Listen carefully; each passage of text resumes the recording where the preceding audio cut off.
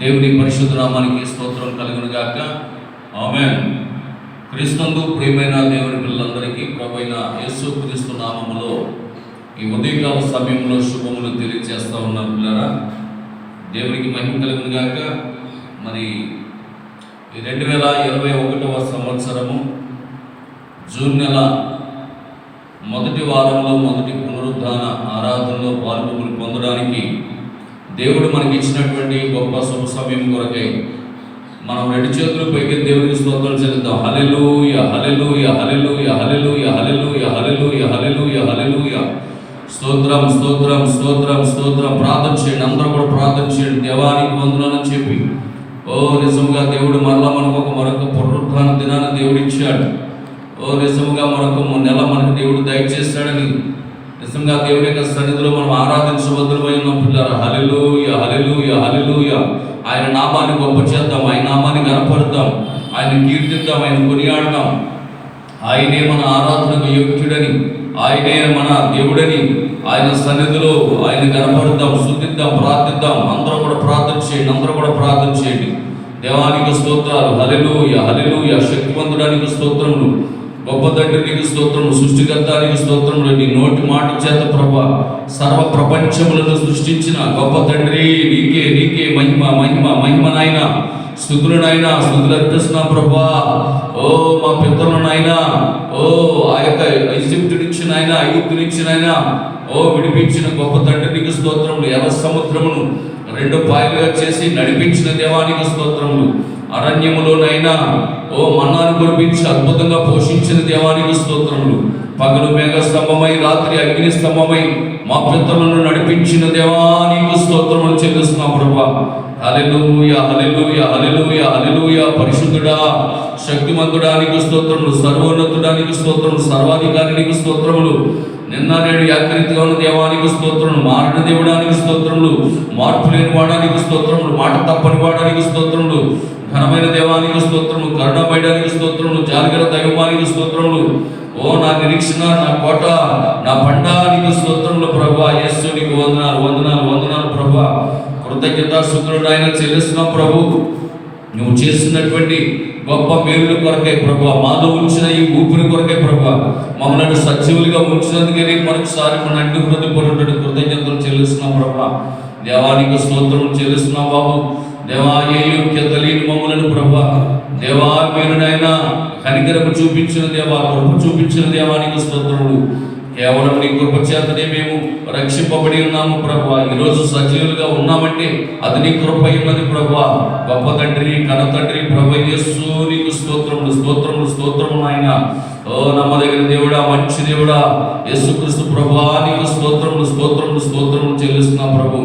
ఆకాశ మహాకాశములు పట్టజారిన దేవుడు ప్రభువా, రాజులకు రాజువు, ప్రభులకు ప్రభుడు నాయన. దేవానికి స్తోత్రములు ప్రభు. 5 రొట్టెలు 2 చిన్న చేపలు 5,000 మందికి పంచిపెట్టిన గొప్ప తండ్రికి స్తోత్రములు ప్రభా. కుష్ఠరోగులను బాగు చేసిన గొప్ప దేవుడానికి స్తోత్రములు. 12 సంవత్సరాలు రక్తస్రాగైనటువంటి స్త్రీని బాగు చేసిన దేవానికి స్తోత్రములు. గుడ్డివాడైనటువంటి నాయన భర్తలమయ్య యొక్క గుడ్డు కన్నులు తెరిచిన దేవానికి స్తోత్రములు చెల్లిస్తున్నాం ప్రభా. గొప్ప తండ్రి నీకు వందనాలు నాయనా. ఎన్నో ఘనమైన కార్యాలు చేస్తావు ప్రభా. నీ కార్యములను నాయనా అద్భుతమైనటువంటి ప్రభా, ఆశ్చర్య మహత్కార్యాలు సూచనలు జరిగించిన గొప్ప తండ్రి నీకే నీకే లెక్కలేని స్తుతులు అర్పిస్తున్నాం ప్రభు. మా కొరకు నాయన మధ్యాకాశంలోకి నాయన బిడ్డ కుమారుడిగా ప్రభా మమ్మల్ని తీసుకుని వెళ్ళడానికి రాబోతున్న దేవానికి స్తోత్రాలు చెల్లిస్తున్నాం ప్రభు. నీ పిలుపు కొరకు నీ వధువు ఎదురు చూస్తూ ఉన్నది ప్రభా. గొప్ప తండ్రి యేసుక్రీస్తు ప్రభా, మరొకసారి నీ పాదముల ఎందుకు వచ్చి ఉన్నాము దేవా. ఈ ఉదయకాల ఆరాధనలో ప్రభా మీరుండండి నాయన. వినగలిగే చెవిని, గ్రహించగలిగే హృదయాన్ని పిల్లలకు దయచేయండి ప్రభా. పాటలు పాడుతుండగా నీ అభిషేకము దయచేయండి నాయన. తంతి వాయిద్యములతో ప్రభా, ఆత్మ సంబంధమైనటువంటి పద్యములతో ప్రభు దావీదు నాయన నాట్యమాడుతూ ఎలాగైతే నిన్ను స్తుతించాడో ప్రభా, ఆ రీతిగా మేము నిన్ను స్తుతించడము కాక నాయన. అట్లాంటి కృప ధన్యత మాకు దయచేయండి. నీ పరిశుద్ధాత్మ అగ్ని అభిషేకంతో నింపండి నాయన. ఈ స్థలమందు చేయబడి ప్రార్థనయందు నాకు కను దృష్టి ఉంచుతారని వాగ్దానం చేసిన గొప్ప తండ్రి నీకు స్తోత్రం నాయన. నీకు రాజ్య స్వాగతం పలుకుతున్నా ప్రభా. నాయనా మా మధ్యలోకి రండి ప్రభా. మీరు మాకు వాగ్దానం చేశారు నాయన. ఎక్కడ 2-3 కూడి ఉందో వారి మధ్య ఉంటారని సెలవిచ్చిన దేవుడు ప్రభా. మా మధ్యలోకి దిగిరమ్మని నాయనా నీ సన్నిధిలో ప్రార్థిస్తున్నాం ప్రభా. మా మధ్యలోకి మీరు వచ్చిన దేవానికి స్తోత్రం, రాజస్వాగతమై పలుకుతున్నాం ప్రభా. Welcome welcome to holy spirit. పరిశుద్ధడానికి వందనాలు ప్రభా. యుగ యుగములకు మీలోనే ఉంటారని వాగ్దానం చేసిన దేవుడు ప్రభా. మా మధ్యలో ఉన్నాడు ప్రభా. ఓ దేవానికి స్తోత్రం. పాడుతున్న బిడ్డలపై అభిషేకం దయచేయండి. ఓ నాయనా నీకు స్తోత్రం చెల్లిస్తా ఉన్నాను. నీ దాసుడు నిలబడి వాక్యం చెప్తూ ఉండగా ప్రభా, నీ అభిషేకంతో నింపడినైనా నిలువబడింది మీరే కానీ మాట్లాడేది నేనని చెప్పిన దేవుడు ప్రభా. ఈ యొక్క నాయన లైవ్ ద్వారా ప్రభా ఎంతమంది అయితే బిడ్డలు నీ వాక్యాన్ని వింటున్నారో వారి హృదయంలో మారుమనసు కలుగునిగాక ప్రభా. ఓ భయంకరమైనటువంటి లోక పరిస్థితి అంతా మేము మా కళ్ళారా చూస్తూ ఉన్నాం ప్రభు. ఓ దేవా, చివరి కాలంలో అత్య దినములు అపాయకరమైన కాలంలో మేము జీవిస్తున్నాము నాయన. తెగుళ్ళు నాయన భూమిని తాకుతూ ఉన్నాయి ప్రభా. లోకంలోనైనా అనేక రకాలైనటువంటి కార్యాలు జరుగుతూ ఉన్నాయి ప్రభా. ఓ నీ రాకడ అతి సమీపంగా ఉన్నదని మేము గుర్తించుతున్నాము దేవా. తప్పక మాకు సహాయం చేయండి. నీ రాకడకు సిద్ధపడడానికి కొరకు చూపించండి. ఈ దినవాక్య పరిచయం ఆరాధన అంతట్లో తోడుగా ఉండి మీరే మహిమ పొందుకొనమని ప్రభు యేసుక్రీస్తు నామములో ప్రార్థించి ఈ గుడికను ప్రారంభిస్తున్నాము తండ్రి. ఆమేన్ ఆమేన్. Praise the Lord. హల్లెలూయా. మనమందరం కూడా కలిసి మరి పాటలు పాడి దేవుని మహిమ పడతాం. రండి ఒకసారి మీ అందరికి వచ్చినటువంటి పాట పుస్తకంలో వచ్చిన 108వ పాట పాడుతూ దేవుని స్తుతిద్దాం. అందరూ కూడా వచ్చి దేవుని స్తుతిద్దాం. హల్లెలూయా.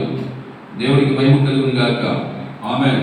మనందరికీ వచ్చినటువంటి పాట పుస్తకం నుంచి 108వ పాట పాడుతూ దేవుని స్తుతిద్దాం. దేవుని కనపడతాం. హల్లెలూయా. దేవునికి మహిమ కలుగును గాక. Praise the Lord. హల్లెలూయా.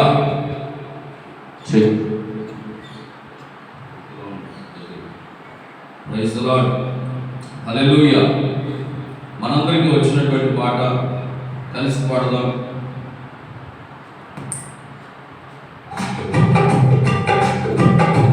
నిన్ను స్తుతించెదను యేసయ్యా,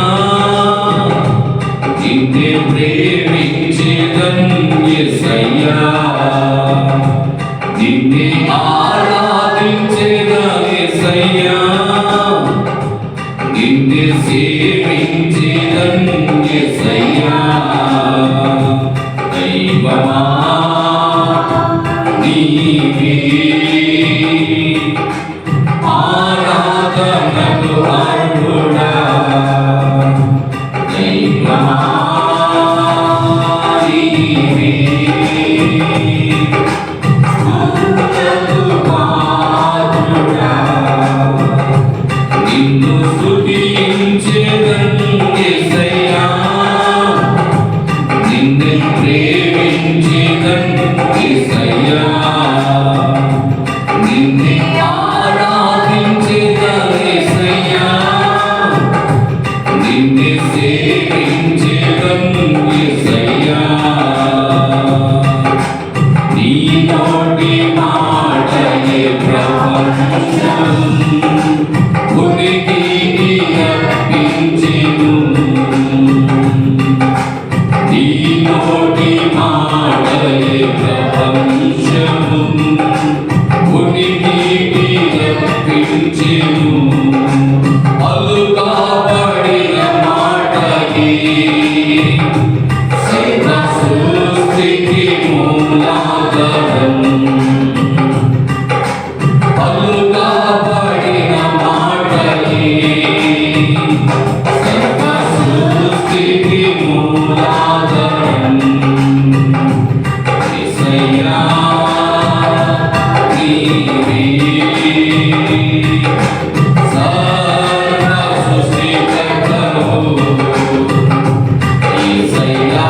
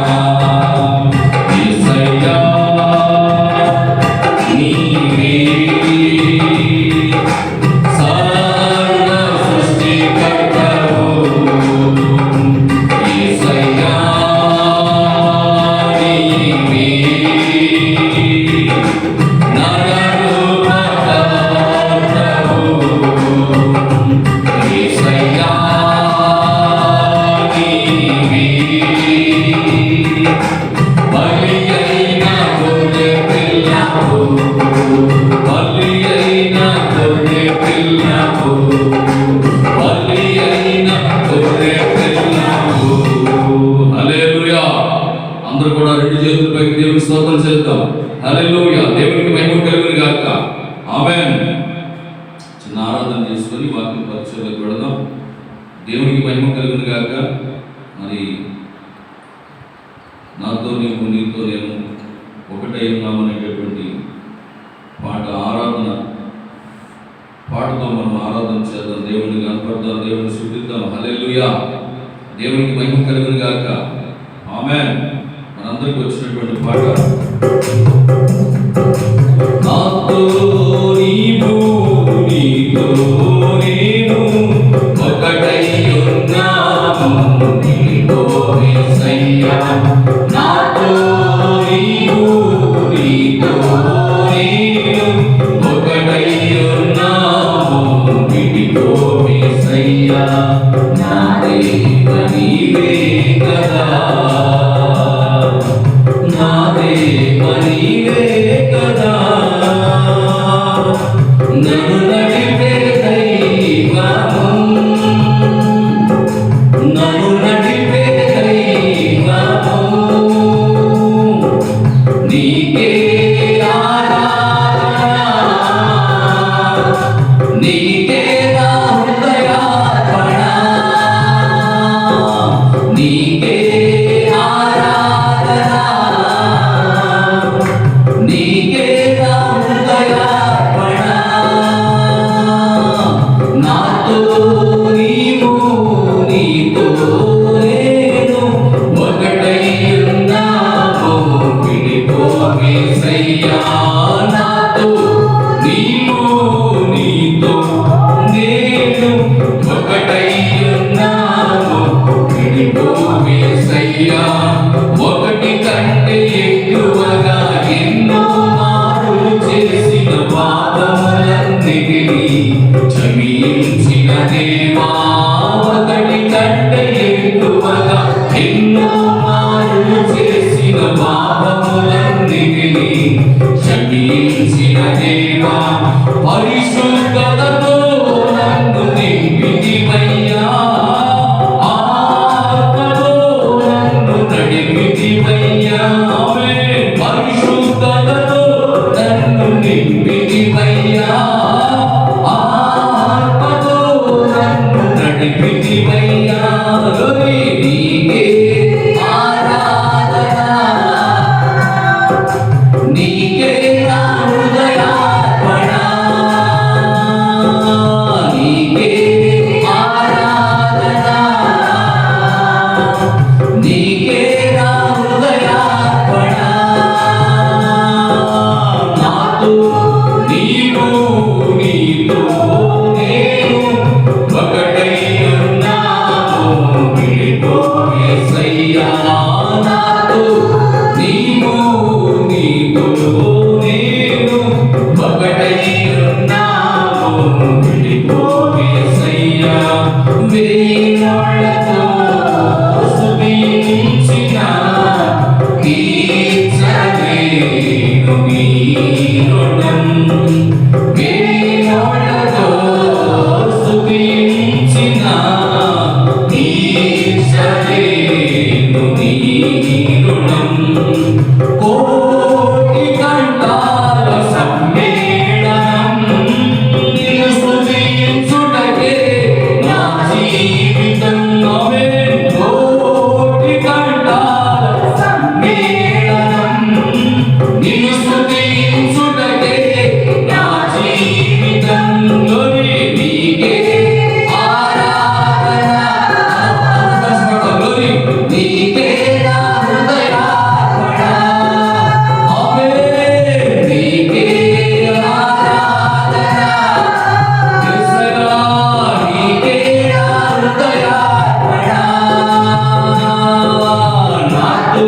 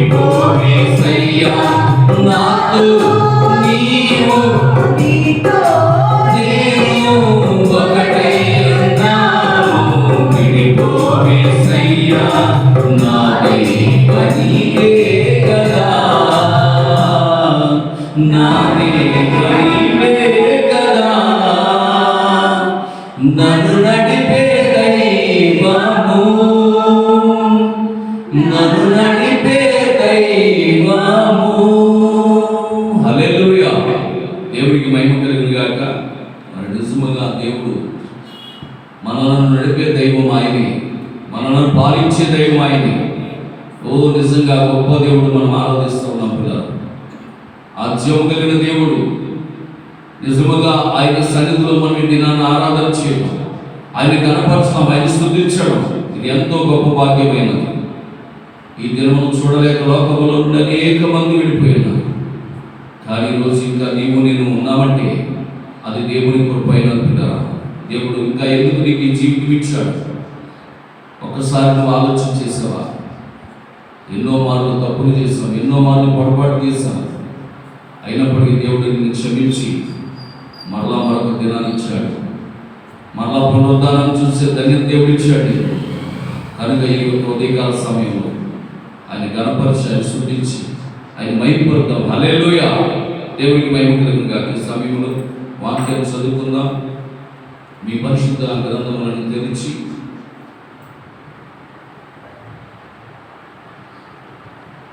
యెషయా గ్రంథము. Praise the Lord. హల్లెలూయా. మీ పరిశుద్ధ గ్రంథములను తెరిచి యెషయా గ్రంథము. Praise the Lord. యెషయా గ్రంథము 38వ అధ్యాయము 1 నుంచి 5 వాక్యాలు చదువుదాం. యెషయా గ్రంథము. దయచేసి మీ పరిశుద్ధ గ్రంథములను తెరిచి దేవుని యొక్క వాక్యాన్ని చూద్దాం పిల్లరా. ఈరోజు మీకు చెప్పబోయేటటువంటి అంశము, మొదట హెచ్చరించకుండా దేవుడు మానవునికి తీర్పు విధించడు. వర్తమానం పేరేంటంటే, మొదట హెచ్చరించకుండా దేవుడు మానవునికి తీర్పు విధించడు అనేటటువంటి వర్తమానం ఈరోజు మీకు బోధించబడుతున్నది. గనుక దీనికి సంబంధించినటువంటి లేఖనము యెషయా గ్రంథము 38వ అధ్యాయము 1 నుంచి 5 వాక్యాలు మనం చదువుకుందాం. ఆ దినములలో హిజ్కియాకు మరణకరమైనటువంటి రోగము కలుగగా ప్రవక్తయు ఆమోజు కుమారుడైన యెషయా అతని వద్దకు వచ్చి, నీవు మరణమవుచున్నావు, బ్రతుకవు గనుక నీవు నీ ఇల్లు చక్కబెట్టుకొనుమని యెహోవా సెలవిచ్చుచున్నాడని చెప్పగా, అతడు తన ముఖమును గోడ తట్టు తిప్పుకొని, యెహోవా, యథార్థ హృదయుడనై సత్యముతో నీ సన్నిధిని నేనెట్లు నడుచుకుంటునో, నీ దృష్టికి అనుకూలముగా సమస్తమును నేనెట్లు జరిగించుతునో కృపతో జ్ఞాపకము చేసుకొనమని హిజ్కియా కన్నీళ్లు విడుచుచు యెహోవాను ప్రార్థింపగా, యెహోవా వాక్కు యెషయాకు ప్రత్యక్షమయ్యేలాగా సెలవిచ్చెను. నీవు తిరిగి హిజ్కియా యొద్దకు పోయి అతనితో ఇట్లను, నీ పితరుడైన దావీదునకు దేవుడైన యెహోవా నీకు సెలవిచ్చినదేమనగా, నీవు కన్నీళ్లు విడిచుట చూచి తిని నీ ప్రార్థన నేను అంగీకరించి ఉన్నాను. ఇంకా 15 సంవత్సరముల ఆయుష్ నీకు ఇచ్చేదను. ఆమేన్. ప్రార్థన చేద్దాం. పరిశుద్ధుడా, ప్రేమ కలిగిన తండ్రి, కృప కలిగిన మా రక్షక యేసునికి వందనాలు. ఈ ఉదయకాల సమయంలో ప్రభా చదవబడినటువంటి ఈ లేఖనము, ఈ చివరికాల దేవుని యొక్క ప్రవక్త, మా ప్రశస్త సహోదరులు, ఈ కాలానికి నీ చేత పంపబడినటువంటి సేవకుడు విలియం మ్యారియన్ బ్రెన్హామ్ గారి యొక్క వర్తమానములు ప్రభా మేము వినుచు అందులో ఉన్నటువంటి అర్థములను పరమార్థములను గ్రహిస్తూ ఇదిగో వాటిని నాయన సంఘానికి బోధిస్తూ ఉండగా ప్రభు, ఈ కాలపు ప్రవక్త చెప్పారైనా వర్తమానం అంటే జీవించుట అన్నాడు ప్రభు. కేవలం మేము దాన్ని చదువుకోవడమే కాదు, కానీ ఆ వర్తమానం ప్రకారం మేము ఎప్పుడైతే జీవిస్తామో వాక్యము వలె మేము కూడా మారుతామని చెప్పాడు ఆయన. ఖచ్చితంగా ప్రభు, ఈ వాక్యాన్ని మేము అర్థం చేసుకోవడానికి నీ పరిశుద్ధాత్మను దయచేయండి, నీ ప్రత్యక్షతను మాకు అనుగ్రహించండి. ఈ ఉదయం నాయన ఈ వాక్యమును ధ్యానం చేస్తూ ఉండగా నీ పరిశుద్ధాత్మ అగ్ని అభిషేకంతో నింపి మీరే ప్రభు రంగం మీదకి వచ్చి నీ కుమారుడితో మీరు మాట్లాడండి. మోషే నోటికి తోడుగా ఉండే మాట్లాడిన అదే దేవుడవు. ఈ ఉదయకాల సమయంలో నీ దాసుని నోటికి తోడుగా ఉంటావని ఒక గొప్ప నమ్మకంతో ప్రభు నిలబడుతున్నాను. వినగలిగే చెవిని, గ్రహించగలిగే హృదయాన్ని మాకు అందరికీ దయచేయండి. అడ్డుపడుతున్న ఆటంకపరుస్తున్న ప్రతి దురాత్మ శక్తులను కట్టి బంధించండి. మీరే నీ పిల్లలతో మాట్లాడండి. ఈ లైవ్ ద్వారా ఎంతమంది పిల్లలైతే చూస్తున్నారో వారందరి హృదయాల్లో ప్రభాని కార్యం జరిగించండి. ఎవరైనా బలహీనులుంటే వాళ్ళ బలపరచండి. రోగులుంటే ఇప్పుడు యేసుక్రీస్తు నామములో వారికి స్వస్థత కలుగును గాక. ఈ కార్యం జరిగించి మహిమ పొందుకోండి. యేసుక్రీస్తు నామములో ప్రార్థించుతున్నాము తండ్రి, ఆమేన్. హల్లెలూయా. దేవునికి మహిమ కలుగును గాక. మంచిది, కూర్చోండి. మీ స్థలాల్లో చక్కగా కూర్చొని దేవుని యొక్క వాక్యాన్ని వినాలని ప్రభువుకి మీకు మనవి చేస్తా ఉన్నాను. దేవునికి స్తోత్రం. హల్లెలూయా. దేవునికి మహిమ కలుగును గాక. ఇలా వాయిస్తారు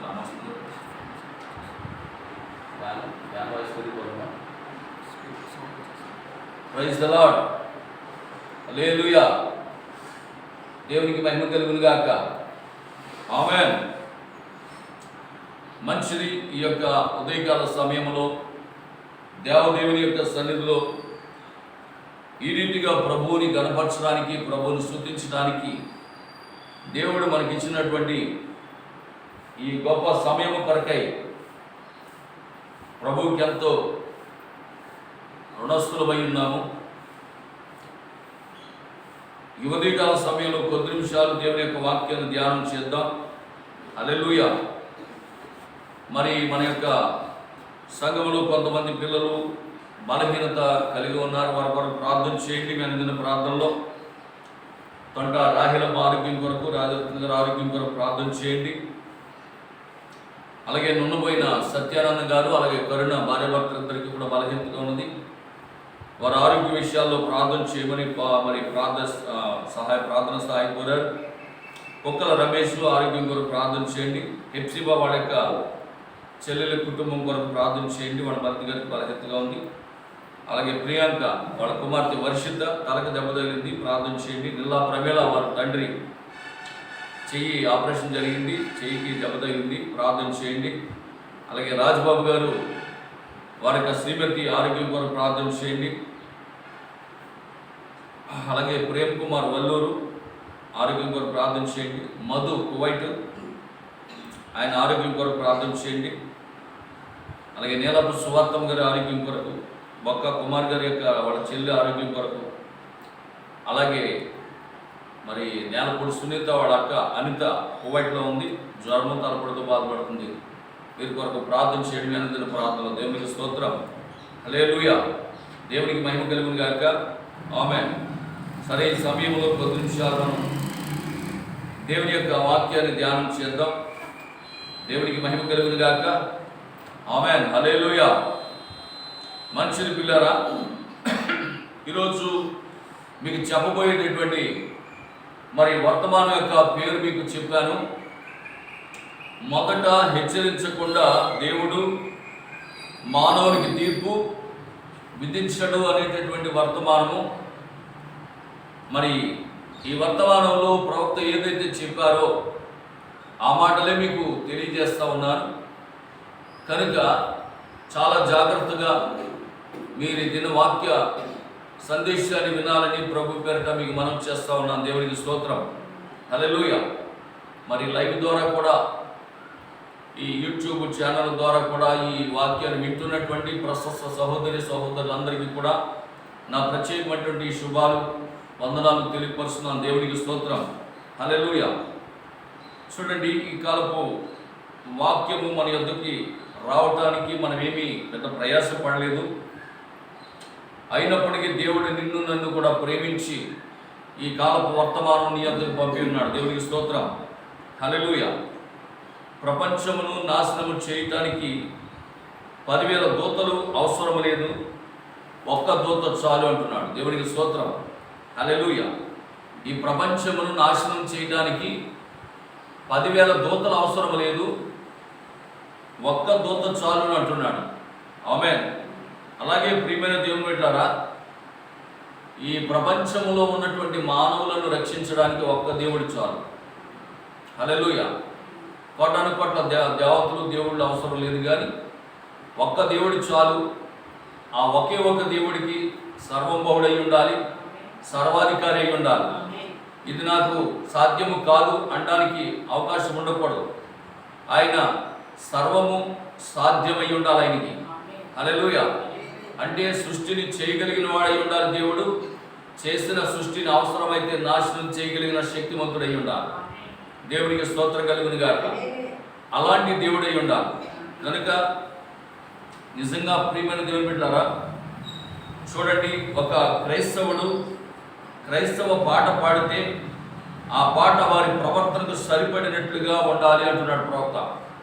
ఒక క్రైస్తవుడు గనక సంఘములో ఒక పాట పాడుతున్నప్పుడు అతడు పురుషుడు అవ్వచ్చు, ఒకవేళ స్త్రీ అవ్వచ్చు, వారు ఎవరైనా కానివ్వండి, సంఘములోకి వచ్చి ఒక క్రైస్తవ పాట పాడినప్పుడు ఆ పాట యొక్క ప్రవర్తన లేదా పాటకు కలిగినటువంటి అర్థం ఆ పాట వారి ప్రవర్తనకు సరిపడినట్లుగా ఉండాలంటున్నాడు.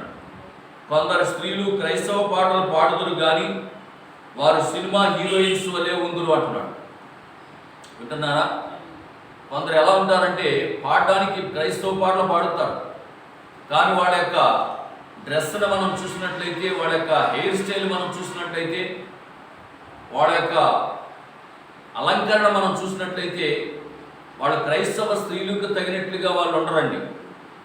వాళ్ళు ఎట్లా ఉంటారంటే క్రైస్తవ స్త్రీలకు తగినట్లుగా ఉండడానికి బదులు వారు పాడేది పాటలు క్రైస్తవ పాటలే కానీ వాళ్ళ యొక్క పై అలంకరణ మాత్రం సినిమా హీరోయిన్లా ఉంటారు. దేవునికి స్తోత్రం. హల్లెలూయా. దేవునికి మహిమ కలుగును గాక. కనుక ఆ విధంగా ఉండకూడదని బైబిల్ చెప్తూ ఉన్నది. క్రైస్తవ దైవ భక్తి కలిగినటువంటి భక్తికి తగినటువంటి వస్త్రములను ధరించాలని బైబిల్ కూడా చెప్తూ ఉన్నది. ఆమేన్. దేవుని కృపను బట్టి మనమందరము దేవుని మహిమ కొరకు జీవించవలను. ఆయన మనలను పూర్తిగా ఎరిగి ఉన్నాడు. మన తలంపులు ఆయన ఎరిగినాడు, మన ఆలోచనలు ఆయన ఎరిగినాడు. హల్లెలూయా. దేవునికి మహిమ కలుగును గాక. కనుక ప్రియమైనటువంటి దేవుని బిడ్డలారా, నువ్వు నిలుచుండుట ఆయనకు తెలుసు, నువ్వు కూర్చుండుట ఆయనకు తెలుసు, నువ్వు పరుండుట ఆయనకు తెలుసు, ప్రతిదీ ఆయనకు తెలుసు. కాబట్టి మనం ఏది చేసినా దేవుని మహిమ కొరకు చెయ్యాలి, దేవుని మహిమ కొరకు జీవించాలని ఇక్కడ ప్రవక్త తన యొక్క వర్తమానంలో తెలియజేస్తూ ఉన్నాడు. పిల్లరా, మనం పైన చదివినటువంటి లేఖనము మనలో ప్రతి వారికి వర్తించును. ఆమేన్. హెచ్చరిక లేకుండా దేవుడు ఏది చెయ్యడు. దేవుడు అనుమతించకుండా వ్యాధి సోకదు. దేవుడు అనుమతించకుండా మరణము నిన్ను తాకదు. ఎంతమంది మీరు దీంతో ఏకీపిస్తున్నారు, అంగీకరిస్తున్నారా? హల్లెలూయా. పిల్లలు గమనించండి, ఇక్కడ ప్రవక్త చెప్తున్నాడు, దేవుడు అనుమతించకుండా ఏ వ్యాధి ఏ వైరస్ నిన్ను తాకదు అంటున్నాడు. ఉదాహరణకి యోబు జీవితాన్ని మీరు గమనించినప్పుడు అపవాది వచ్చి శోధిస్తూ ఉన్నది. అయితే అపవాదికి అవకాశం ఇచ్చాడు దేవుడు, అపవాదిని అనుమతించాడు. నా భక్తుడైనటువంటి యోబుని నువ్వు గుర్తించావా, చూసావా, ఎంత యథార్థంగా జీవిస్తున్నాడో అని దేవుడు చెప్పినప్పుడు ఆ యోబుని శోధించడానికి అపవాదికి అనుమతించాడు, వ్యాధి పంపించడానికి అనుమతించాడు. లేకపోతే అదేమీ చేయలేదు. దేవునికి స్తోత్రం. కాబట్టి ఇక్కడ ప్రవక్త ఏమన్నాడంటే, మరి దేవుడు అనుమతించకుండా వ్యాధి సోకదు, దేవుడు అనుమతించకుండా మరణము కూడా సంభవించదు. దేవుడు మానవునికి అవకాశం ఇస్తాడు, దానిని మానవుడు ఉపయోగించుకోవాలి. మంచి చెడులను ఎన్నుకున్నట్లు దేవుడు అవకాశం ఇస్తాడు. మంచి చెడులను ఎన్నుకున్నట్టు దేవుడు ఏం చేస్తాడు చెప్పండి? అవకాశం ఇస్తాడు. ఉదాహరణకి ఏదేనులో జరిగిన కార్యం అదే. మంచి చెడులను తెలుగునిచ్చు వృక్ష ఫలములను అక్కడ ఇచ్చాడు. అవునా? జీవవృక్ష ఫలములను భుజింపరిస్తా అన్నాడు. అక్కడ రెండు పెట్టాడు. హల్లెలూయా. ఇక్కడ దాన్నే ప్రవక్త చెప్తూ ఉన్నాడు, మానవుని సృజించి మంచి చెడులను ఎన్నుకునే ప్రదేశంలో దేవుడు ఉంచాడు. ఎన్నిక వారిది, నిర్ణయం వారిది. జీవము మరణము మంచి చెడు రెండు వారి ముందే పెట్టాడు దేవుడు. దేవునికి స్తోత్రం కలుగును గాక. వాళ్ళ ఇష్టం అది, వాళ్ళు ఏం కోరుకుంటే అదే వాళ్ళకి కలుగుతుంది. కానీ ఏదేలో వాళ్ళు ఏం కోరుకున్నారంటే జీవానికి బదులు మరణాన్ని కోరుకున్నారు. ఈరోజు కూడా అంతే. దేవునికి స్తోత్రం. కాబట్టి ప్రియమైన దేవుని బిడ్డలారా, నిర్గమకాండము 20వ అధ్యాయంలో ప్రభు చెప్పినటువంటి మాటలను కొన్ని చూద్దాం. నిర్గమకాండము 20వ అధ్యాయము 4వ వాక్యం చూడండి. నిర్గమకాండము 20వ అధ్యాయం 4వ వాక్యం. పైన ఆకాశం అందే గాని, క్రింద భూమి అందే గాని, భూమి కింద నేల అందే గాని ఉండు దేని రూపమునైనను విగ్రహమునైనను నీవు చేసుకొనకూడదు, వాటికి సాగిలు పడకూడదు, వాటిని పూజింపకూడదు. ఆమేన్. అదే నిర్గమకాండము 25వ అధ్యాయం, అదే నిర్గమకాండం 25వ అధ్యాయం 18వ వాక్యం. మరియు 2 బంగారపు కెరూబులను చేయవలెను. చూసారా? మరియు 2 బంగారపు కెరూబులను చేయవలెను. కరుణాపీఠం యొక్క 2 కొనలను నకిషి పనిగా చేయవలెను. హల్లెలూయా. దేవునికి మహిమ కలుగును గాక. అక్కడేమన్నాడు? 20వ అధ్యాయం 4వ వాక్యం ఏమన్నాడు చెప్పండి? ఏది చేయకూడదన్నాడు. పైన ఆకాశం అందే కానీ, భూమి కింద ఉన్న నేల అందే కానీ ఏ రూపాన్ని చెక్కుకోవద్దు, దానికి సాగిలు పడద్దు, దానికి పూజించొద్దు, దానికి నమస్కరించొద్దు అన్నాడా? అదే దేవుడు, ఏదే దేవుడు కాదు, అదే దేవుడు 25వ అధ్యాయంలో 18వ వాక్యంలోకి వచ్చేవాడికి ఏమంటాడు? 2 బంగారు కెరూబులను చేయని అంటున్నాడు. అంటే ఏంటది చెప్పండి? ఇక్కడ ఏమో చేయమంటున్నాడు, అక్కడ చేయొద్దు అంట. అది ఆయన ఇష్టం, అది ఆయన ఇష్టం. అది ఎందుకు అలా చేశాడని నువ్వు అడగడానికి సరిపో. అక్కడెందుకు చేయొద్దు అన్నాడు, ఇక్కడెందుకు చేయమంటున్నాడు? ఆమేన్. దేవునికి స్తోత్రం కలుగును గాక. అయితే ఒక విషయం గుర్తుంచుకోండి, 2 బంగారపు కెరూబులు చేసి దానికి సాగిలపడమని చెప్పాలి దేవుడు. 2 బంగారపు కెరూబులు దేని కొరకు చేయమన్నాడు? ఆ యొక్క దేవుని యొక్క వాక్యమునకు పెట్టున్నారా కావలిగా ఉండునట్లు. ఆమేన్. హల్లెలూయా. దేవునికి స్తోత్రం కలుగును గాక. కనుక ప్రియమైనటువంటి దేవుని బిడ్డలారా, నిజంగా చూడండి, దేవుని తలంపులు వేరు, దేవుని ఆలోచనలు వేరు, దేవుని యొక్క మాటలు వేరు. వాటిని అర్థం చేసుకోవడానికి మనిషికి ప్రత్యక్షత కావాలి. దేవునికి స్తోత్రం కలుగును గాక. హల్లెలూయా. కాబట్టి 2 కెరూబులను చేయవలెనని చెప్పాడు. ఆయన వాక్యమును అర్థం చేసుకోవాలి, ఆయన స్వభావమును తెలుసుకోవలెను. ఆయన వద్దనే దానిని తెలుసుకొనగలము. ఆ ప్రత్యక్షతను దేవుడే మనకి ఇవ్వాలి. ఎందుకు అక్కడ 20వ అధ్యాయంలో చేయొద్దన్నాడు, 25వ అధ్యాయంలోకి వచ్చి ఎందుకు చేయమన్నాడు? వీటిని మనం అర్థం చేసుకోవాలంటే ఆ ప్రత్యక్షత మనకి దేవుడే ఇవ్వాలి. ఒక మనిషి చెప్పినందువల్ల నీకు వచ్చేది ప్రత్యక్షత కాదు. హల్లెలూయా. దేవునికి మహిమ కలుగును గాక. కనుక ప్రియమైన దేవుని బిడ్డలారా, దేవుని గురించినటువంటి ప్రత్యక్షత నీకు రావాలి, అది ఆయనే ఇవ్వాలి.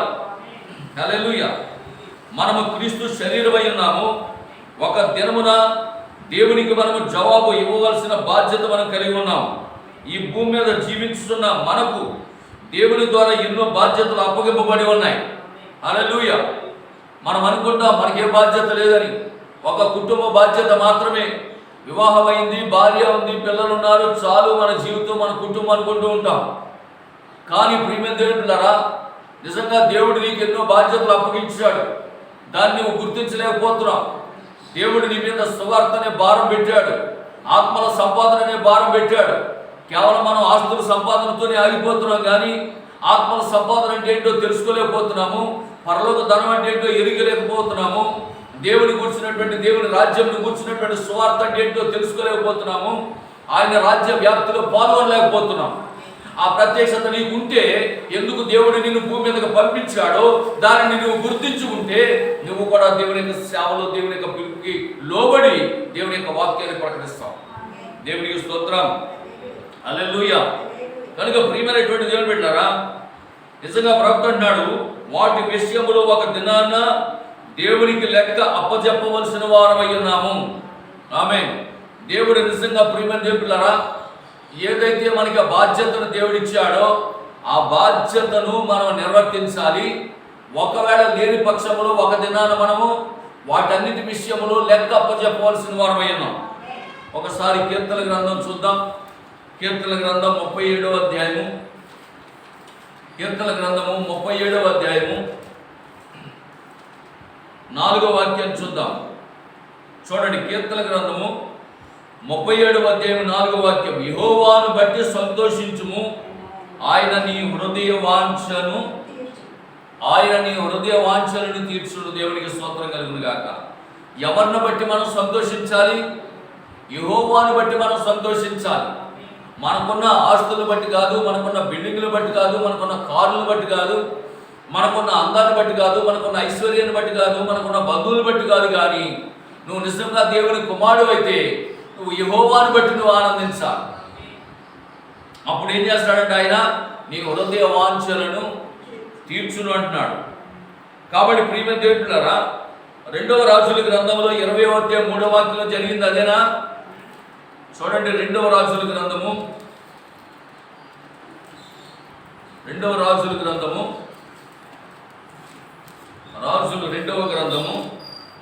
20వ అధ్యాయము 3వ వాక్యంలో జరిగింది అదేనా? చూడండి, 20వ అధ్యాయం 3వ వాక్యం. యెహోవా యథార్థ హృదయుడనై సత్యముతో నీ సన్నిధిని నేనెట్లు నడుచుకుంటునో, నీ దృష్టికి అనుకూలంగా సమస్తమును నేనెట్లు జరిగించుతునో కృపతో జ్ఞాపకము చేసుకొనమని హిజ్కియా కన్నీళ్లు విడిచుచు యెహోవాను ప్రార్థించెను. హల్లెలూయా, దేవునికి స్తోత్రం కలుగును గాక. యథార్థ హృదయుడనై నేనెట్లు నీ ఎదుట జీవించానో, నా జీవితం ఏ విధంగా ఉన్నదో, నీ దృష్టికి నేను ఏ విధంగా జీవించానో దయతో నన్ను ఒక్కసారి జ్ఞాపకం చేసుకో అని ఇక్కడ హిజ్కియా, మహారాజు హిజ్కియా దేవుని ఎదుట కన్నీళ్లు విడిచుచు ప్రార్థన చేశాడు. ఇప్పుడు తన హృదయ వాంఛ ఏంటి? తన హృదయంలో ఒక వాంఛ ఉంది.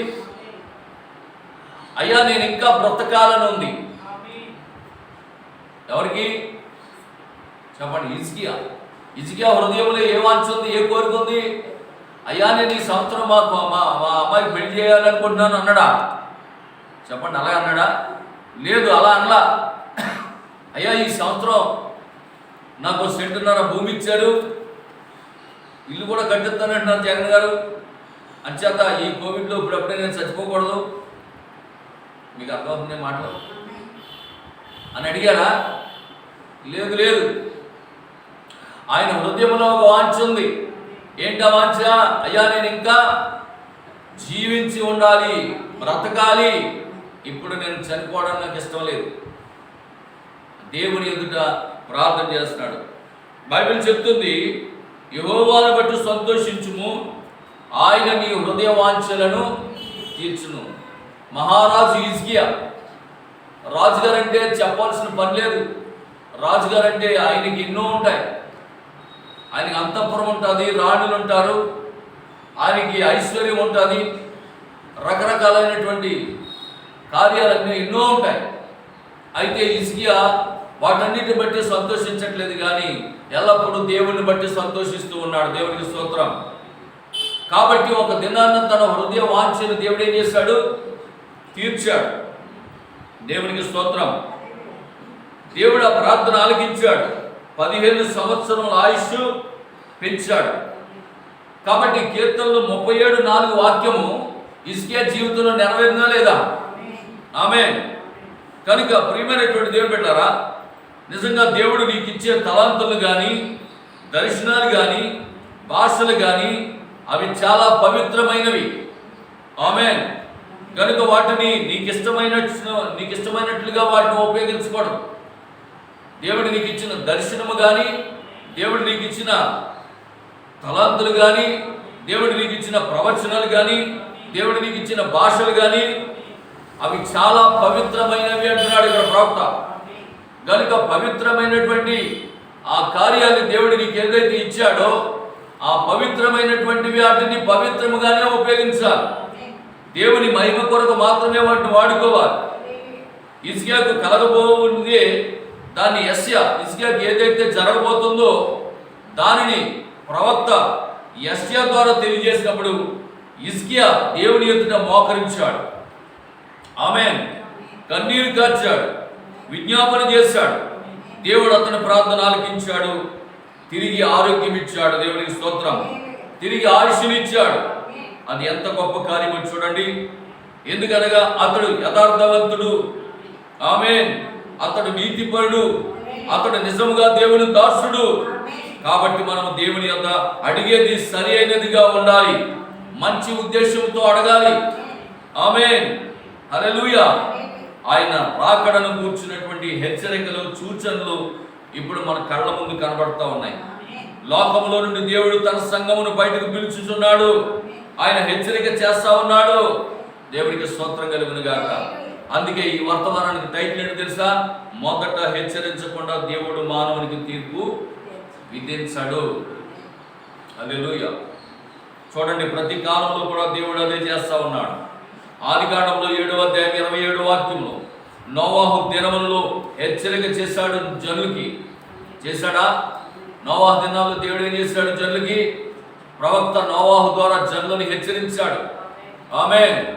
ఈ తరములో మీరందరూ కూడా పాడైపోయారు, నరులందరూ కూడా పాడైపోయారు, చెడుతనం భూమి మీద విస్తరించిపోతా ఉన్నది. కాబట్టి ప్రవక్త నోవాహుని భూమి మీద తీసుకొచ్చాడు.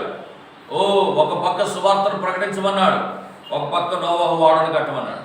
ఒక పక్క వాడ కట్టబడుతుంది, ఒక పక్క సువార్త ప్రకటించబడుతుంది. కానీ ఆ ప్రవక్త యొక్క మాటను నమ్మలేదు. ఆమేన్. నోవాహు కాలంలో నమ్మారా? హెచ్చరిక వెళ్ళిందా లేదా? ఒక పక్క హెచ్చరిక వెళ్ళింది, అయినప్పటికీ వారు ఆ మాట వినలేదు. జనులందరూ కూడా నశించిపోయారు. కానీ అదే సమయంలో రక్షింపబడిన 10 ఉన్నారు, 8 మంది మాత్రమే. హల్లెలూయా. అలాగే ప్రియమైన దేవులారా, ఆదికాండం 19:14 ప్రకారం లోతు దినాల్లో కూడా హెచ్చరిక జరిగింది. లోతు దినాల్లో కూడా హెచ్చరిక జరిగింది. 2 దేవదూతలను దేవుడు ఆ యొక్క సొదొమ గొమొర్రా పట్టణాలు పంపించాడు. లోతు ద్వారా హెచ్చరించబడ్డారు. కానీ ఎవరు అతని మాట వినలేదు. కనీసం ఆఖరికి కాబోయే అల్లుళ్ళు కూడా ఆయన మాట వినలేదు. ఆఖరికి ఆ లోతు దినాల్లో కేవలం 3 మాత్రమే రక్షించబడ్డారు. మరి హెచ్చరిక చేయబడలేదా? వాళ్ళకి హెచ్చరిక చేయబడ్డారా? చేయబడ్డది. లోతు దినాల్లో హెచ్చరిక చేయబడ్డది, నోవాహు దినాల్లో హెచ్చరిక చేయబడ్డది. దేవునికి స్తోత్రం. అలాగే దానియేలు కూడా మనం గమనించినప్పుడు రాజులు 2వ గ్రంథం 20వ అధ్యాయం 17-18 వాక్యాల్లో కూడా మనం గమనించవచ్చు. దానియేలు కాలంలో కూడా హెచ్చరిక జరిగింది. అవునా? దానియేలు కాలంలో కూడా హెచ్చరిక జరిగింది. ఆ మాటను ఆ కాలంలో ఉన్నటువంటి రాజు హెచ్చరికను మరి గుర్తించలేదు. ఆ కాలపు ప్రజలు దాన్ని గుర్తించలేకపోయారు. దేవునికి స్తోత్రం. కాబట్టి వారు ఆ చెరపట్టబడి బబులోనికి తీసుకొని పోబడ్డారు. దేవునికి స్తోత్రం కలుగును గాక. అలాగే యోనా గ్రంథంలో మనం గమనించినట్లయితే పిల్లరా, వారు హెచ్చరిక చేయబడ్డది. అక్కడ యోనా గ్రంథంలో యోనా కాలంలో నినివే పట్టణానికి హెచ్చరిక చేయబడ్డది. అయితే వాళ్ళు లోబడ్డారు. వాళ్ళు లోబడ్డారా లేదా? వాళ్ళు లోబడ్డారు, హెచ్చరిక చేయబడ్డారు. యోనా వెళ్ళాడు, నినివే వెళ్ళాడు. అక్కడ హెచ్చరిక చేశాడు జనులకి. ఆ పట్టణం అంతా కూడా ఏం జరిగింది? హెచ్చరికను వాళ్ళు విన్నారు. విని రాజుతో సహా అందరూ కూడా ఏం చేశారంటే, మరి ఆ గోనె పట్ట కట్టుకొని బోడిలో కూర్చొని రాజుతో సహా, పిల్లలతో సహా, పసిపిల్లలతో సహా అందరూ కూడా మరి ఉపవాసం ఉండి ప్రార్థన చేశారు. దేవుడు కార్యం చేశాడా లేదా? హల్లెలూయా. అంటే ఇక్కడ మనకు ఏమర్థం అవుతుంది? మొదట హెచ్చరిక చేయకుండా దేవుడు మానవుని తీర్పు విధించాడు అనేటటువంటి విషయాన్ని గమనించండి. హల్లెలూయా. దేవునికి మహిమ కలుగును గాక. నేను ఎందుకు ఈ విషయాలు చెప్తున్నానంటే పిల్లరా, ఈ భూమి మీద కూడా హెచ్చరిక జరుగుతుందా లేదా? ఈ భూమి మీద మానవులకు హెచ్చరిక జరగట్లేదా? హెచ్చరిక చేయకుండానే దేవుడు ఈ భూమికి తీర్పు తీర్చేస్తున్నాడా? ఈ భూమి మీదకి ఎందుకు తెగుళ్ళు తాగుతూ ఉన్నాయి? ఎందుకో పక్క భూకంపాలు వస్తూ ఉన్నాయి? ఎందుకో పక్క అగ్ని పర్వతాలు బద్దలైపోతున్నాయి? మరి దేశాలు ఎక్కడ కాలిపోతున్నాయంట. అగ్ని పర్వతం బద్దలైపోయి దేశాలు కాలిపోతూ ఉన్నాయి. ఓ పక్కన భూకంపాలు వచ్చేస్తున్నాయి, ఓ పక్కన యుద్ధ వాతావరణం కనబడుతూ ఉన్నది, ఓ పక్కన తెగులు తాగుతూ ఉన్నది, లక్షలాది మంది చనిపోతూ ఉన్నారు. ఇవన్నీ కూడా ఓ పక్క మనకి హెచ్చరిక జారీ చేస్తూ ఉన్నాడు దేవుడు. 2000 సంవత్సరాలుగా దేవుడు హెచ్చరిక చేస్తానే ఉన్నాడు. ఇదిగో దేవుని రాజ్యం, పరలోక రాజ్యం సమీపించి ఉన్నది. అందరూ అంతటా మారు మనసు పొంది బాప్తిసం పొందాలి. ఇప్పటి నుంచి ప్రకటిస్తున్నాడు. క్రీస్తు శకం 1వ శతాబ్దం నుంచి ప్రభుతో ప్రారంభమైనటువంటి సువార్త. దేవునికి స్తోత్రం. హల్లెలూయా. ప్రభుతో ప్రారంభమైంది. మొదటి శతాబ్దంలోనే, క్రీస్తు మొదటి శతాబ్దంలోనే ప్రభుతో ప్రారంభమైంది పరలోక రాజ్య సువార్త. హెచ్చరిక చేస్తా ఉన్నాడు, మారు మనసు పొందబడ్డా ఉన్నాడు. ఆమేన్. దేవునికి స్తోత్రం కలుగును గాక. అంతకుముందు యోహాను ప్రకటించాడు, అంతకుముందు బాప్తిస్మం ఇచ్చి యోహాను ప్రకటించాడు, మారు మనసు పొందండి, పాప క్షమాపణ పొందండి, బాప్తిస్మాలు పొందండి అని హెచ్చరిక జారీ చేయబడతా ఉన్నది. 2000 సంవత్సరాలుగా జారీ చేయబడతా ఉన్నది, హెచ్చరిక చేయబడతా ఉన్నది లోకానికి. కానీ జనులు లెక్క చేయలేకపోతా ఉన్నారు, వినలేకపోతా ఉన్నారు. దేవునికి స్తోత్రం కలుగును గాక. హల్లెలూయా. కనుక దేవుడు అన్యాయస్తుడు కాదు, ముందు హెచ్చరిక చేయకుండా ఏది చెయ్యడు. దేవుని వద్ద నుండి పంపబడిన ప్రతి నిజ ప్రవక్త మాట అక్షరాల నెరవేరును. ఆమేన్. దేవుని వద్ద నుండి పంపబడిన ప్రతి ప్రవక్త యొక్క మాట నెరవేరుస్తాడు దేవుడు. ఎందుకంటే ఆ ప్రవక్త పలికినది ప్రవక్త మాట కాదండి, ఆ ప్రవక్త నోట దేవుడే పలికించిన మాట. అది దేవునికి స్తోత్రం కలుగును గాక. ఆ ప్రవక్త చెప్పినది జరిగిందంటే అది అక్కడ దేవుని వద్ద నుండి పంపబడిన వ్యక్తి అని గుర్తించుకోండి. ఈరోజు చాలామంది అబద్ధ ప్రవక్తని ఇలాగ రకరకాలుగా మాట్లాడుతూ ఉన్నారు. ఆమేన్. దేవునికి స్తోత్రం కలుగును గాక. హల్లెలూయా. ఇక్కడ ప్రవక్త మాట చెప్తున్నాడు, నీకు సత్యము తెలిసినప్పుడు వెళ్ళి ఇతరులకు చెప్పుము. నీకు సత్యము తెలిసినప్పుడు వెళ్ళి ఇతరులకు చెప్పుము. దానికి అనుభవము అవసరం లేదు, దానికి డిగ్రీలు అవసరం లేదు. ఎందుకనగా సమయము సమీపించినది, కాలము ముగించబడుచున్నది. ఆమేన్. దేవునికి స్తోత్రం కలుగును గాక. హల్లెలూయా. దేవునికి మహిమ కలుగును గాక. వింటున్నారా పిల్లరా? కనుక నిజంగా ఈ కార్యం చాలా జాగ్రత్తగా వినండి. నీకు సత్యము తెలిసినప్పుడు వెళ్ళి ఇతరులకు చెప్పుము. హల్లెలూయా. దేవుడు చెప్పమన్న దాన్ని యెషయా వెళ్ళి రాజు అయిన హిజ్కియాకు వెంటనే చెప్పాడు. చూడండి, ఏదైనా ఒక విషయం చెప్పాలంటే చాలా ఆలోచిస్తాం మనం, అర్థమవుతుందండి? ఇప్పుడు చూడండి, యెషయా ఒక ప్రవక్త, యెషయా ఒక దేవుని ప్రవక్త, హిజ్కియా ఒక దేశానికి రాజు. మరి ఇప్పుడు ప్రవక్త వెళ్ళి రాజుతో చెప్పాలి, అబ్బాయి నీ ఇల్లు చక్కబెట్టేసుకో, నీ టైం అయిపోతుంది, కొద్ది రోజుల్లో చచ్చిపోతావు అని నిజంగా రాజుతో చెప్పాలంటే ధైర్యం ఉండాలి వద్దా? ఒక రాజుతో చెప్పే మాట అది.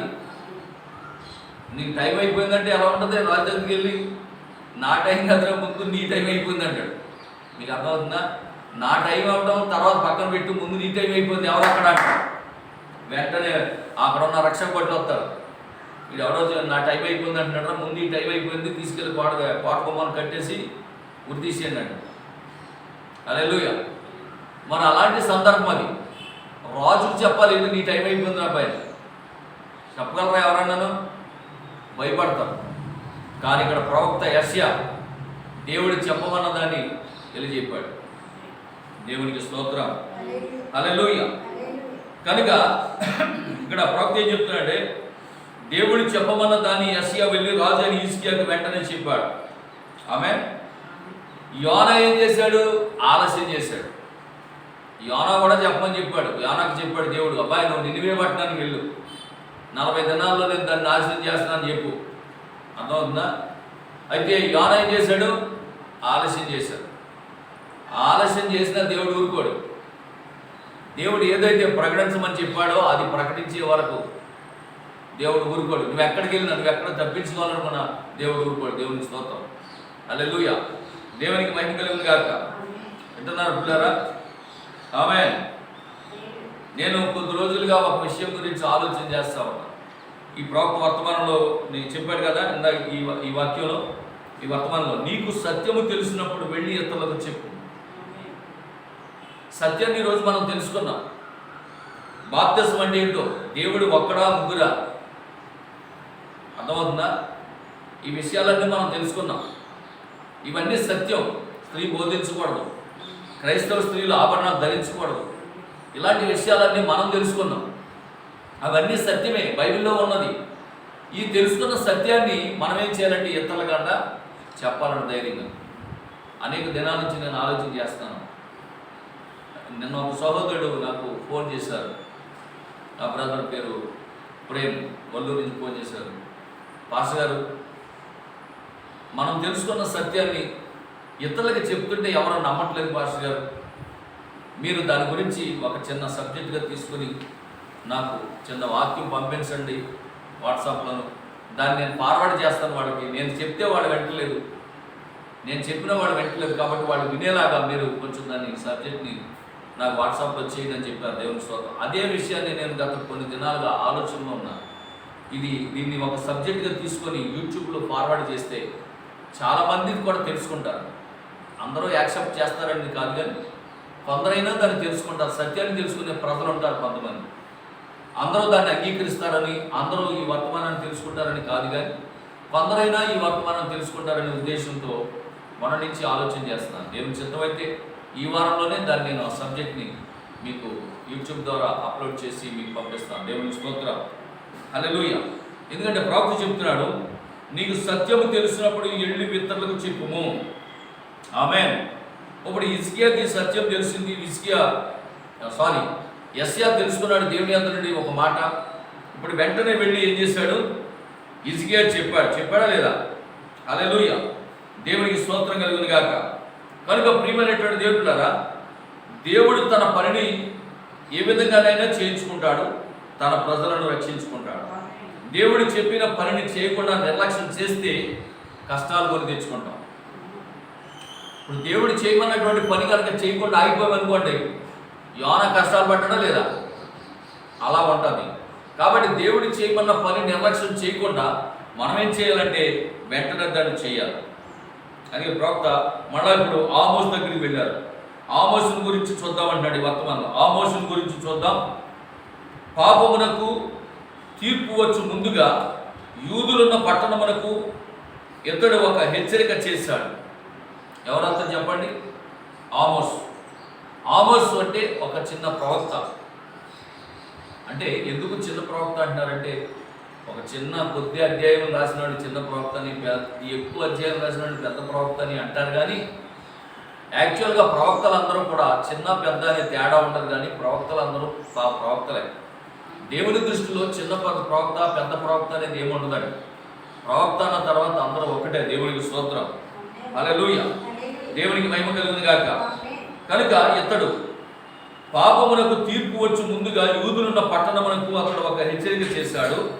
ఆ పట్టణము ఒక గొప్ప యాత్రిక కేంద్రముగా ఉన్నది. ఆ దేశపు జనులు జరిగించుతున్న పాపమును చూసి అతని కళ్ళు చెమ్మగిల్లెను. దానిని గూర్చి అతడు ఎంతగానో విలపించుచుండెను. దాన్ని ఒకసారి చూద్దాం మనం. ఆమోసు గ్రంథంలోకి రండి ఒకసారి. దేవునికి మహిమ కలుగును గాక. హల్లెలూయా. మరి ఆమోసు గ్రంథము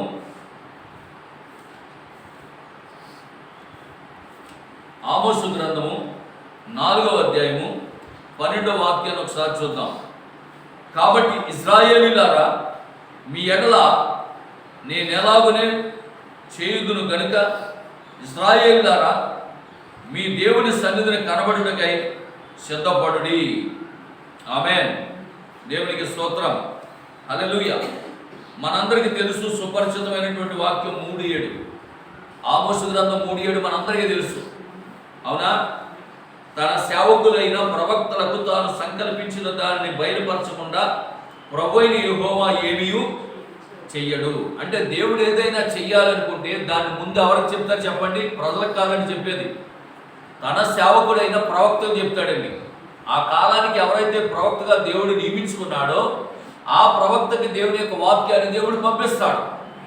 ఇప్పుడు ఆ కాలానికి ప్రవక్త ఎవరంటే ఆమోస్ అయి ఉన్నాడు. ఇప్పుడు వాక్యం ఎవరి దగ్గరికి వెళ్ళిందంటే ఆమోస్ దగ్గరికి వెళ్ళింది. ఇప్పుడు ఆమోస్ దగ్గరికి వెళ్ళిన వాక్యాన్ని ఆమోస్ ఏం చేయాలి? ప్రజల దగ్గరికి తీసుకెళ్ళాలి. అందుకే ఇప్పుడు ఆమోస్ ఎవరి దగ్గరికి వెళ్ళాడు? యూదుల దగ్గరికి వెళ్ళాడు. యూదుల పట్టణం దగ్గరికి వెళ్ళాడు. ఆ పట్టణం ఒక గొప్ప యాత్రిక కేంద్రంగా మారిపోయింది. ఆ దేశపు జనులు జరిగించుతున్న పాపమును చూసి అతని కళ్ళు చెమ్మగిల్లాయి. దానిని గూర్చి అతడు ఎంతగానో విలపించుతూ ఉన్నాడు. కాబట్టి దేవుడు ఏం చేశాడంటే ఒక మాట చెప్తా ఉన్నాడు ఇక్కడ 4వ అధ్యాయం 12వ వాక్యంలో. కాబట్టి ఇశ్రాయేలీయులారా, మీ ఎడల నేనెలాగునే చేయుదును కనుక ఇశ్రాయేలీయులారా, మీరు మీ దేవుని సన్నిధిని కనబట్టగా సిద్ధపడండి. అంటే దేవుని సన్నిధిలో కనబడటానికి సిద్ధపడినట్టే అర్థం. వాళ్ళు దేవుని సన్నిధిలో లేరని లెక్క. దేవుని సన్నిధిలో నుండి తప్పిపోయారు. వాళ్ళు దేవుని పిల్లలే, వాళ్ళు యూదులుగా పిలవబడుతున్నారు, ఇశ్రాయేలుగా పిలవబడుతున్నారు, దేవుని కుమారులుగా కుమార్తెలుగా పిలవబడుతున్నారు. ఆమె కానీ వాళ్ళు ఎక్కడ లేరు? దేవుని సన్నిధిలో లేరు. కాబట్టి ఏమన్నాడు ఇక్కడ ప్రవక్త? మీరు దేవుని సన్నిధిలో కనబడండి, మీరు దేవుని సన్నిధిలో నిలిచి ఉండండి, మీరు దేవుని సన్నిధిలో ఆయన ఆరాధన చేయండి, మీరు దేవుని సన్నిధిలో ఆయన ప్రార్థించండి. వాళ్ళు దేవుని సన్నిధిలో నుండి తప్పిపోయారు. దేవునికి స్తోత్రం కలుగును గాక. హల్లెలూయా. మారు మనసు పొందండి, లేకపోతే మీరు నశించెదరు. దేవుడు ఈ దేశమును నాశనం చేయను. మీ శత్రువులతో సమాధానంగా ఉన్నామని మీరు తలంచుకొనుచున్నారు, కానీ అశూరులు అక్కడ సన్నద్ధమగుచున్నారు. ఆమె వీళ్ళు ఏమనుకుంటున్నారంటే సమాధానంగా ఉన్నది లోకమంతా కూడా, మా దేశం సమాధానంగా ఉన్నది, అశూరులతో మేము సమాధాన పడిపోయాము, స్నేహితులు అయిపోయాము, చక్కగా జీవిస్తున్నాము, వాళ్ళు మేము కూడా వ్యాపారాలు జరిగిస్తూ ఉన్నాము, వాళ్ళు మేము స్నేహబంధం కలిగి ఉన్నాము, మాకు ఏ విధమైనటువంటి కొలువు లేదు, మాకు ఏ విధంగా కూడా భేదాలు లేవు, మాకు ఏ విధంగా గొడవలు లేవు, మేము సమాధానంగా జీవిస్తున్నాము అని వాళ్ళు అనుకుంటున్నారు. చాలా సంతోషంగా జీవిస్తున్నారు, డబ్బు బాగా సంపాదించుకున్నారు, అద్భుతంగా వారి జీవితాన్ని కొనసాగిస్తున్నారు. కానీ వాళ్ళు దేవుని సన్నిధి నుండి తప్పిపోయారు. ఈ విషయం దేవుడు చూశాడు.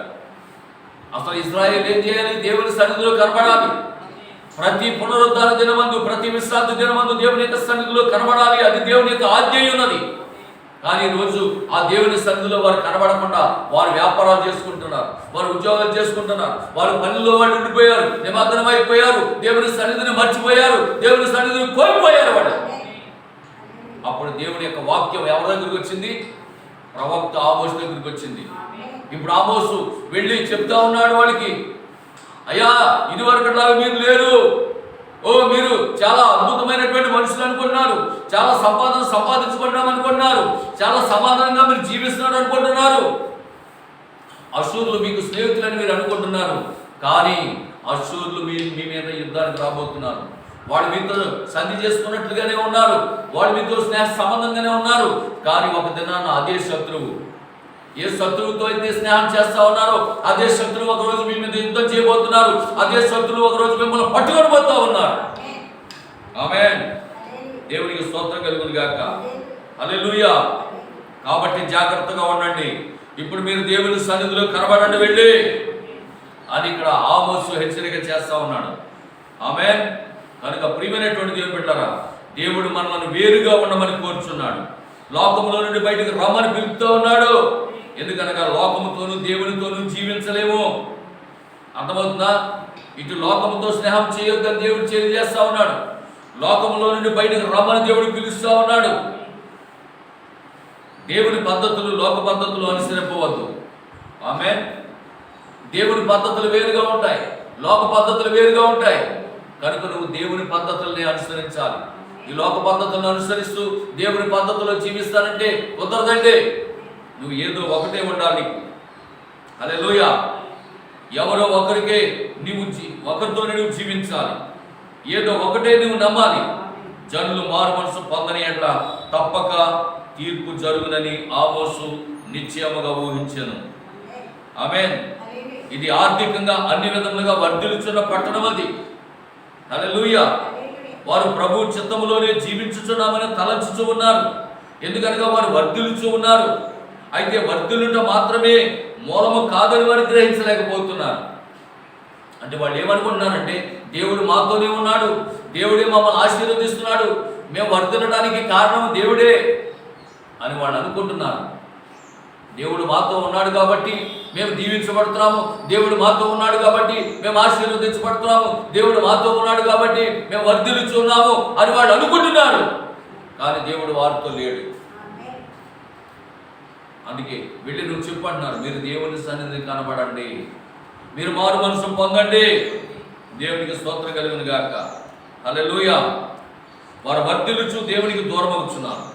ఒక పక్కన వర్ధిల్లుతున్నారు, ఒక పక్కన దీవించబడుతూ ఉన్నారు, ఒక పక్కన ఆశీర్వదించబడుతున్నారు, ఒక పక్కన ఆర్థికంగా అభివృద్ధి చెందుతూ ఉన్నారు. కానీ వాళ్ళు ఏమైపోతున్నారు తెలుసా? దేవునికి దూరం అయిపోతున్నారు. నేడు సంఘాలు కూడా ఆ విధంగానే ఉన్నాయి. ఆమేన్.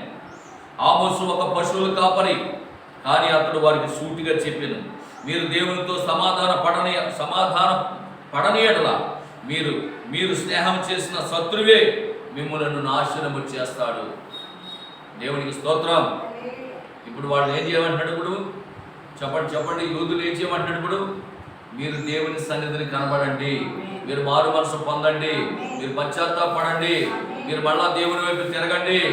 లేని ఎడల మీరు ఏ శత్రువుతో అయితే స్నేహం చేస్తూ అభివృద్ధి చెందుతూ దీవించబడుతున్నారో, మీరు అదే శత్రువు మిమ్మల్ని ఒక దినాన్న నాశనం చేయబోతున్నాడు. హెచ్చరిక వచ్చిందా? ఆమోస్ ద్వారా యూదులకు హెచ్చరిక వచ్చిందా లేదా? హల్లెలూయా, దేవునికి స్తోత్రం కలుగును గాక. నేడు సంఘం యొక్క పరిస్థితి కూడా అలాగే ఉన్నట్టున్నారు. లోకంతో స్నేహం చేస్తా ఉన్నారు. ఈరోజు ఆ లోకమే ఒకరోజు నాశనం అవుతుందని సంఘం గ్రహించలేకపోతా ఉన్నది. యేసు ప్రభువు చెప్పారు, ఈ లోకము ధనాశలు గతించిపోతున్నాయి, నా మాటలు ఎన్నడూ గతించమని ఆయన ముందే చెప్పాడు. దేవునికి స్తోత్రం. హల్లెలూయా. ప్రియ దేవుని సంఘమా, నువ్వు అలా చేయవద్దు. నిజంగా చూడండి, ఈ లోకము త్రోసివేసినటువంటి ఆ అమూల్యమైన రాయే మన యేసుక్రీస్తు ప్రభు. ఆ త్రోసివేయబడిన రాజే మన యేసుక్రీస్తు ప్రభు అయ్యున్నాడు. హల్లెలూయా. నీవు ఆయన వాక్యముతో నిలిచి ఉండు.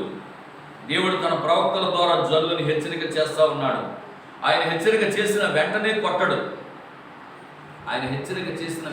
కొట్టడు. కానీ కొంత సమయం ఇస్తాడు.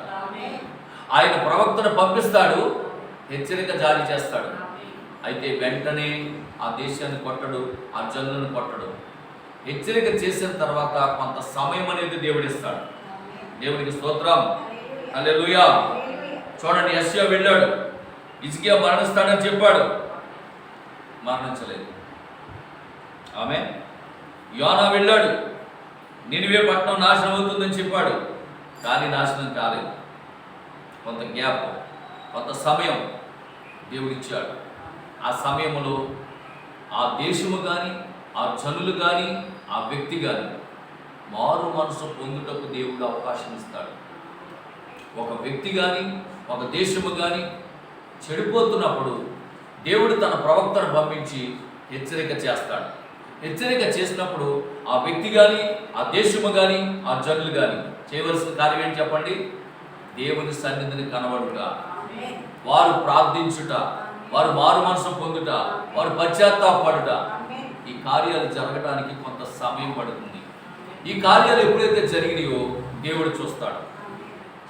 వాడు దేవుని సన్నిధిని కనబడటం, వారు ప్రార్థించడం, వారు మారు మనసు పొందడం, వారు పశ్చాత్తాపడడం ఎప్పుడైతే దేవుడు చూశాడో అప్పుడు ఆయన చేయను ఉద్దేశించిన కీడు చేయటం మానివేస్తాడు.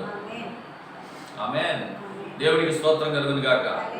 కనుక అక్కడ హెచ్చరిక జారీ చేసిన వెంటనే దేవుడు పట్టడు కానీ కొంత సమయం అనేది ఇస్తాడని చెప్పి ఇక్కడ ప్రవక్త చెప్తూ ఉన్నాడు. దేవుడికి స్తోత్రం. హల్లెలూయా. దేవునికి మహిమ కలుగును గాక. కనుక ఆమోసు ప్రవచించిన ప్రవచనం 50 సంవత్సరాల తర్వాత నెరవేరింది. ఆమేన్. కానీ అతడు చెప్పినది అక్షరాల నెరవేరింది.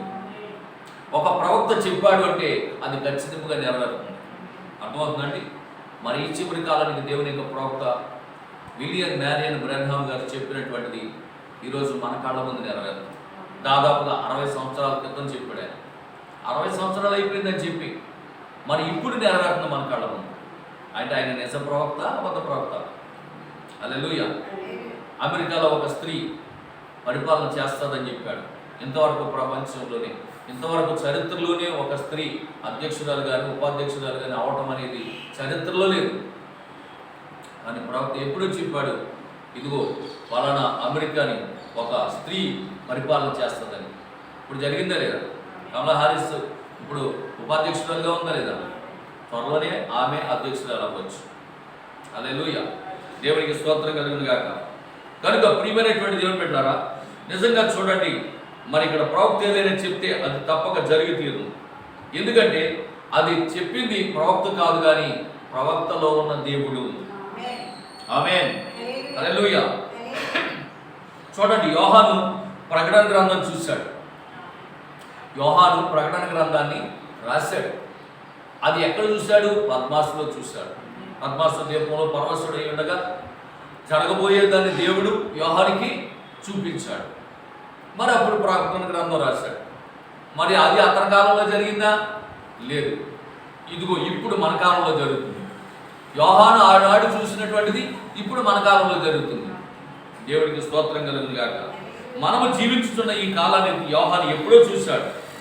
దానియేలు ప్రవచించింది అతడి జీవించిన దినముల్లో నెరవేరలేదు గాని ఆమె దేవుడు తన ప్రవక్తలను పక్షిరాజులతో పోలుస్తూ ఉన్నాడు. దేవుడు తన ప్రవక్తలను ఎలా పోలుస్తున్నాడు చెప్పండి? పక్షిరాజులతో పోలుస్తూ ఉన్నాడు. అవి ఎత్తైన ప్రదేశములకు ఎగరగలవు, సుదూర ప్రాంతములను చూడగలవు. మళ్ళా చెప్తున్నాడు వినండి. దేవుడు తన ప్రవక్తలను ఎలా పోల్చాడు? పక్షిరాజులతో పోల్చాడు. పక్షిరాజు ఎప్పుడు కూడా ఎత్తైన ప్రదేశానికి ఎగరగలదు, దూర ప్రాంతములను చూడగలదు. దేవునికి స్తోత్రం. అలాగే సంఘములో మరి కాపరి కూడా ఒక ప్రత్యేకమైనటువంటి వ్యక్తి అయి ఉన్నాడు. సంఘములో కాపరి కూడా ఒక ప్రత్యేకమైనటువంటి వ్యక్తి అయి ఉన్నాడు. అతడు జనులను వారి యొక్క సడుగులను కూడా వింటాడు. అతడు జనుల యొక్క సడుగులను కూడా వినును. అతడు భారము మోయును. అతడు ఎద్దువలే శ్రమించును. అతడు సమస్యలను పరిష్కరించును. కాపరి యొక్క పరిచర్య చాలా ప్రాముఖ్యమైనది అన్నాడు ప్రవక్త. దేవునికి స్తోత్రం కలుగును గాక. కాపరి పరిచర్య చాలా అద్భుతమైనటువంటి పరిచర్య అంటాడు. ఎందుకంటే మరి అతడు జనుల యొక్క సడుగులను కూడా వింటాడంట. జనుల యొక్క సడుగులు అంటే విశ్వాసులు ఏమనుకుంటున్నారో పాస్ గారి గురించి అవన్నీ కూడా పాస్ గారికి తెలుస్తాయంట. అయినా సరే ఎవరేమనుకున్నా సరే ఆ కాపరి ఏం చేస్తారో తెలుసా? గమ్ముగా మాట్లాడుకుంటున్నాడు. ఆమె హల్లెలూయా. అతడు భారము మోయును. అతడు ఎద్దువలే శ్రమించును. అతడు సమస్యలను పరిష్కరించును. కుటుంబంలో సంఘంలో కుటుంబంలో ఎవరికైనా సమస్యలు వచ్చినాయి అనుకోండి, వెంటనే ఆ సమస్యల్ని కాపరి ఏం చేస్తాడో తెలుసా? సమస్యను పరిష్కరిస్తాడు. ఆమేన్ హల్లెలూయా.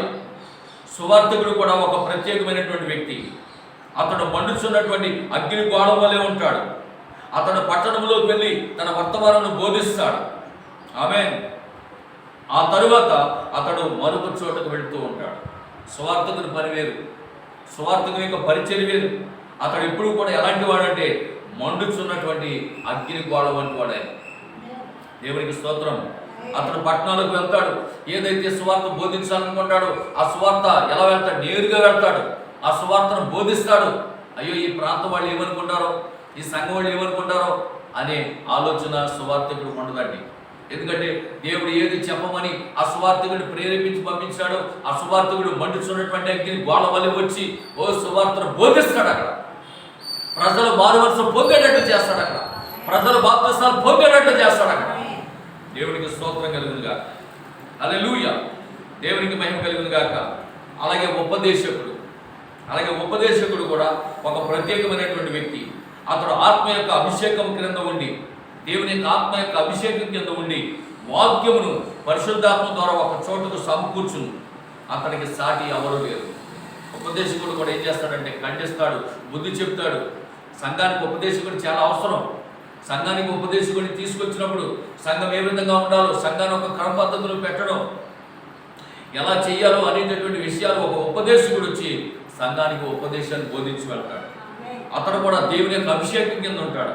అయ్యో ఈ సంఘంలో ఈ వాక్యం చెప్తే ఈ పాస్టర్ ఏమనుకుంటాడు, లేకపోతే ఈ సంఘం ఏమనుకుంటుందో అనేటటువంటి ఆలోచన ఉపదేశకుడుకు ఉండదండి. దేవునికి స్తోత్రం. హల్లెలూయా. దేవునికి మహిమ కలుగును గాక. అపోస్తలుడు కూడా ఒక ప్రత్యేకమైనటువంటి వ్యక్తి. అతడు అన్నిటినీ క్రమంలో పెట్టును. ఆ పని కొరకే దేవుడు అతన్ని పంపును. అపోస్తలుడు ఎంతసేపు కూడా సంఘాన్ని ఏం చేస్తాడంటే సంఘాన్ని కడతా ఉంటాడు, సంఘాన్ని క్రమ పద్ధతిలో పెడతా ఉంటాడు. అపోస్తలుడు అనేటువంటి పౌలు ఆయన చేసిన పని ఏంటి? సంఘాలను కట్టేవాడు. సంఘాలను కడుతూ, సంఘాలను దర్శిస్తూ, సంఘంలో ఉన్నటువంటి మరి ప్రతి అపవిత్రమైనటువంటి బోధన ఖండిస్తూ, సంఘంలో ఉన్నటువంటి ప్రతి విధమైనటువంటి చెడుని ఖండిస్తూ మరి సంఘాలను కట్టుకుంటూ క్రమంలో పెట్టుకుంటూ వెళుతూ ఉండేవాడు అపోస్తలుడు అనేటువంటి పౌలు. అపోస్తలుల యొక్క పరిచర్య. కాబట్టి ఈ యొక్క మరి అపోస్తలుల పరిచర్య లేదా ఈ 5 రకాల పరిచర్య అనేది మరి మనకు బైబిల్లో కూడా ఉంది. ఎఫెసీయులకు రాసిన పత్రిక 4వ అధ్యాయంలో, ఎఫెసీయులకు రాసిన పత్రిక 4వ అధ్యాయము 13వ వాక్యంలో ఉంటారు చూడండి. అందరూ కూడా ఒకసారి మీ పరిశుద్ధ గ్రంథములను తెరిచి ఎఫెసీయులకు రాసిన పత్రిక 4వ అధ్యాయం 11లో చూడండి, పరిశుద్ధులు సంపూర్ణులగునట్లు క్రీస్తు శరీరం అంటే సంఘం క్షేమాభివృద్ధి చెందుటకు పరిచర్య ధర్మం జరిగించుటకు ఆయన కొందరిని అపోస్తులుగాను, కొందరిని ప్రవక్తలుగాను, కొందరిని సువార్థికులుగాను, కొందరిని కాపరులుగాను, కొందరిని ఉపదేశకులుగాను నియమించెను. అంటే ఒక సంఘములో ఎవరు ఉండాలి చెప్పండి? ఒక సంఘానికి ఎవరు కావాలి? అపోస్తులు ఉండాలా? సంఘానికి అపోస్తులు బోధ ఉండాలా వద్దా? సంఘానికి ప్రవక్త ఉండాలా వద్దా? సంఘానికి సువార్థికుడు ఉండాలా వద్దా? సంఘానికి కాపరు ఉండాలా వద్దా? సంఘానికి ఉపదేశకుడు ఉండాలా వద్దా? అంటే ఈ 5 రకాల పరిచర్య ఒక సంఘానికి ఖచ్చితంగా ఉండాలి. అపోస్తలుడైన పౌలు గారు చెప్పినటువంటి మాటల్లో మనం జాగ్రత్తగా గమనించాలి. ఈరోజు మన సంఘానికి ఈ 5 రకాల పరిచర్య ఉన్నది. అంత్యకాల వర్తమాన సంఘాలన్నింటిలో 5 రకాల పరిచర్య ఉంటుందని నేను నమ్ముచున్నాను. ఎందుకంటే మనకి ప్రవక్త ఉన్నాడు, మనకి అపోస్తులు ఉన్నారు, అపోస్తుల యొక్క బోధ ఉంది, మరి సువార్థికులు వస్తున్నారు, మరి మనకు ఉపదేశకులు వస్తూ ఉన్నారు, సంఘానికి కాపరు ఉన్నాడు. జీతగాడు లేడండి, జీతగాడు కాదండి, జీతగాడే, కాపరే. దేవునికి స్తోత్రం, హల్లెలూయా, దేవునికి మహిమ కలుగును గాక. ఆమోసు దేవుని అభిషేకం పొందినటువంటి ప్రవక్త. చీకటిని తీర్పును అతడు చూశాడు. సిరియా వారి రథములతో వచ్చి జనులను సంహరించడం అతడు చూశాడు. అది జరుగుటకు 50 సంవత్సరాలు పట్టింది. పట్టిందంట. ఒకసారి చూడండి, హబక్కూకు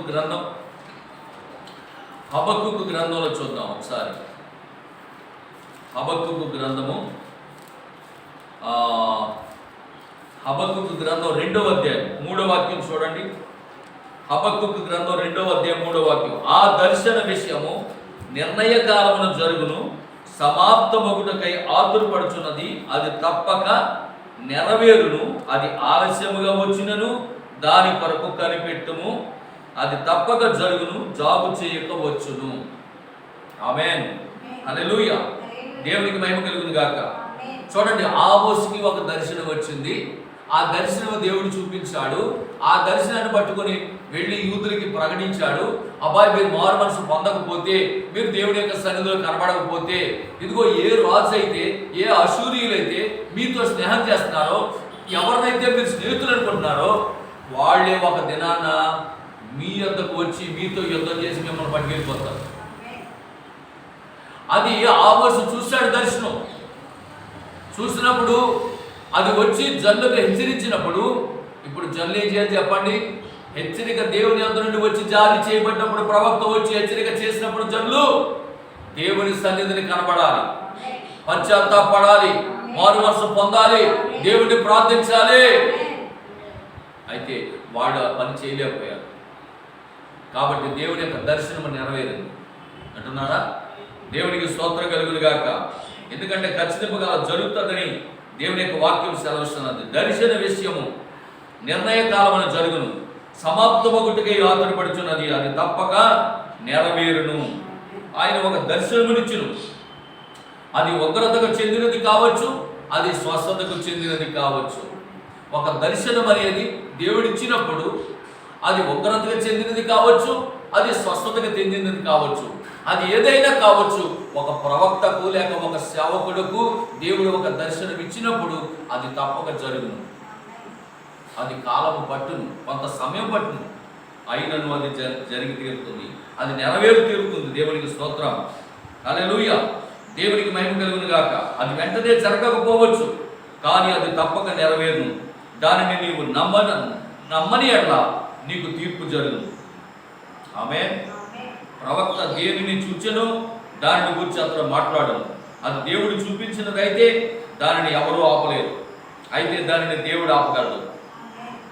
జాగ్రత్తగా వినండి. ఇక్కడ చాలా స్పష్టంగా చెప్తున్నాడు ప్రవక్త మాటలు, జాగ్రత్తగా వినాలి.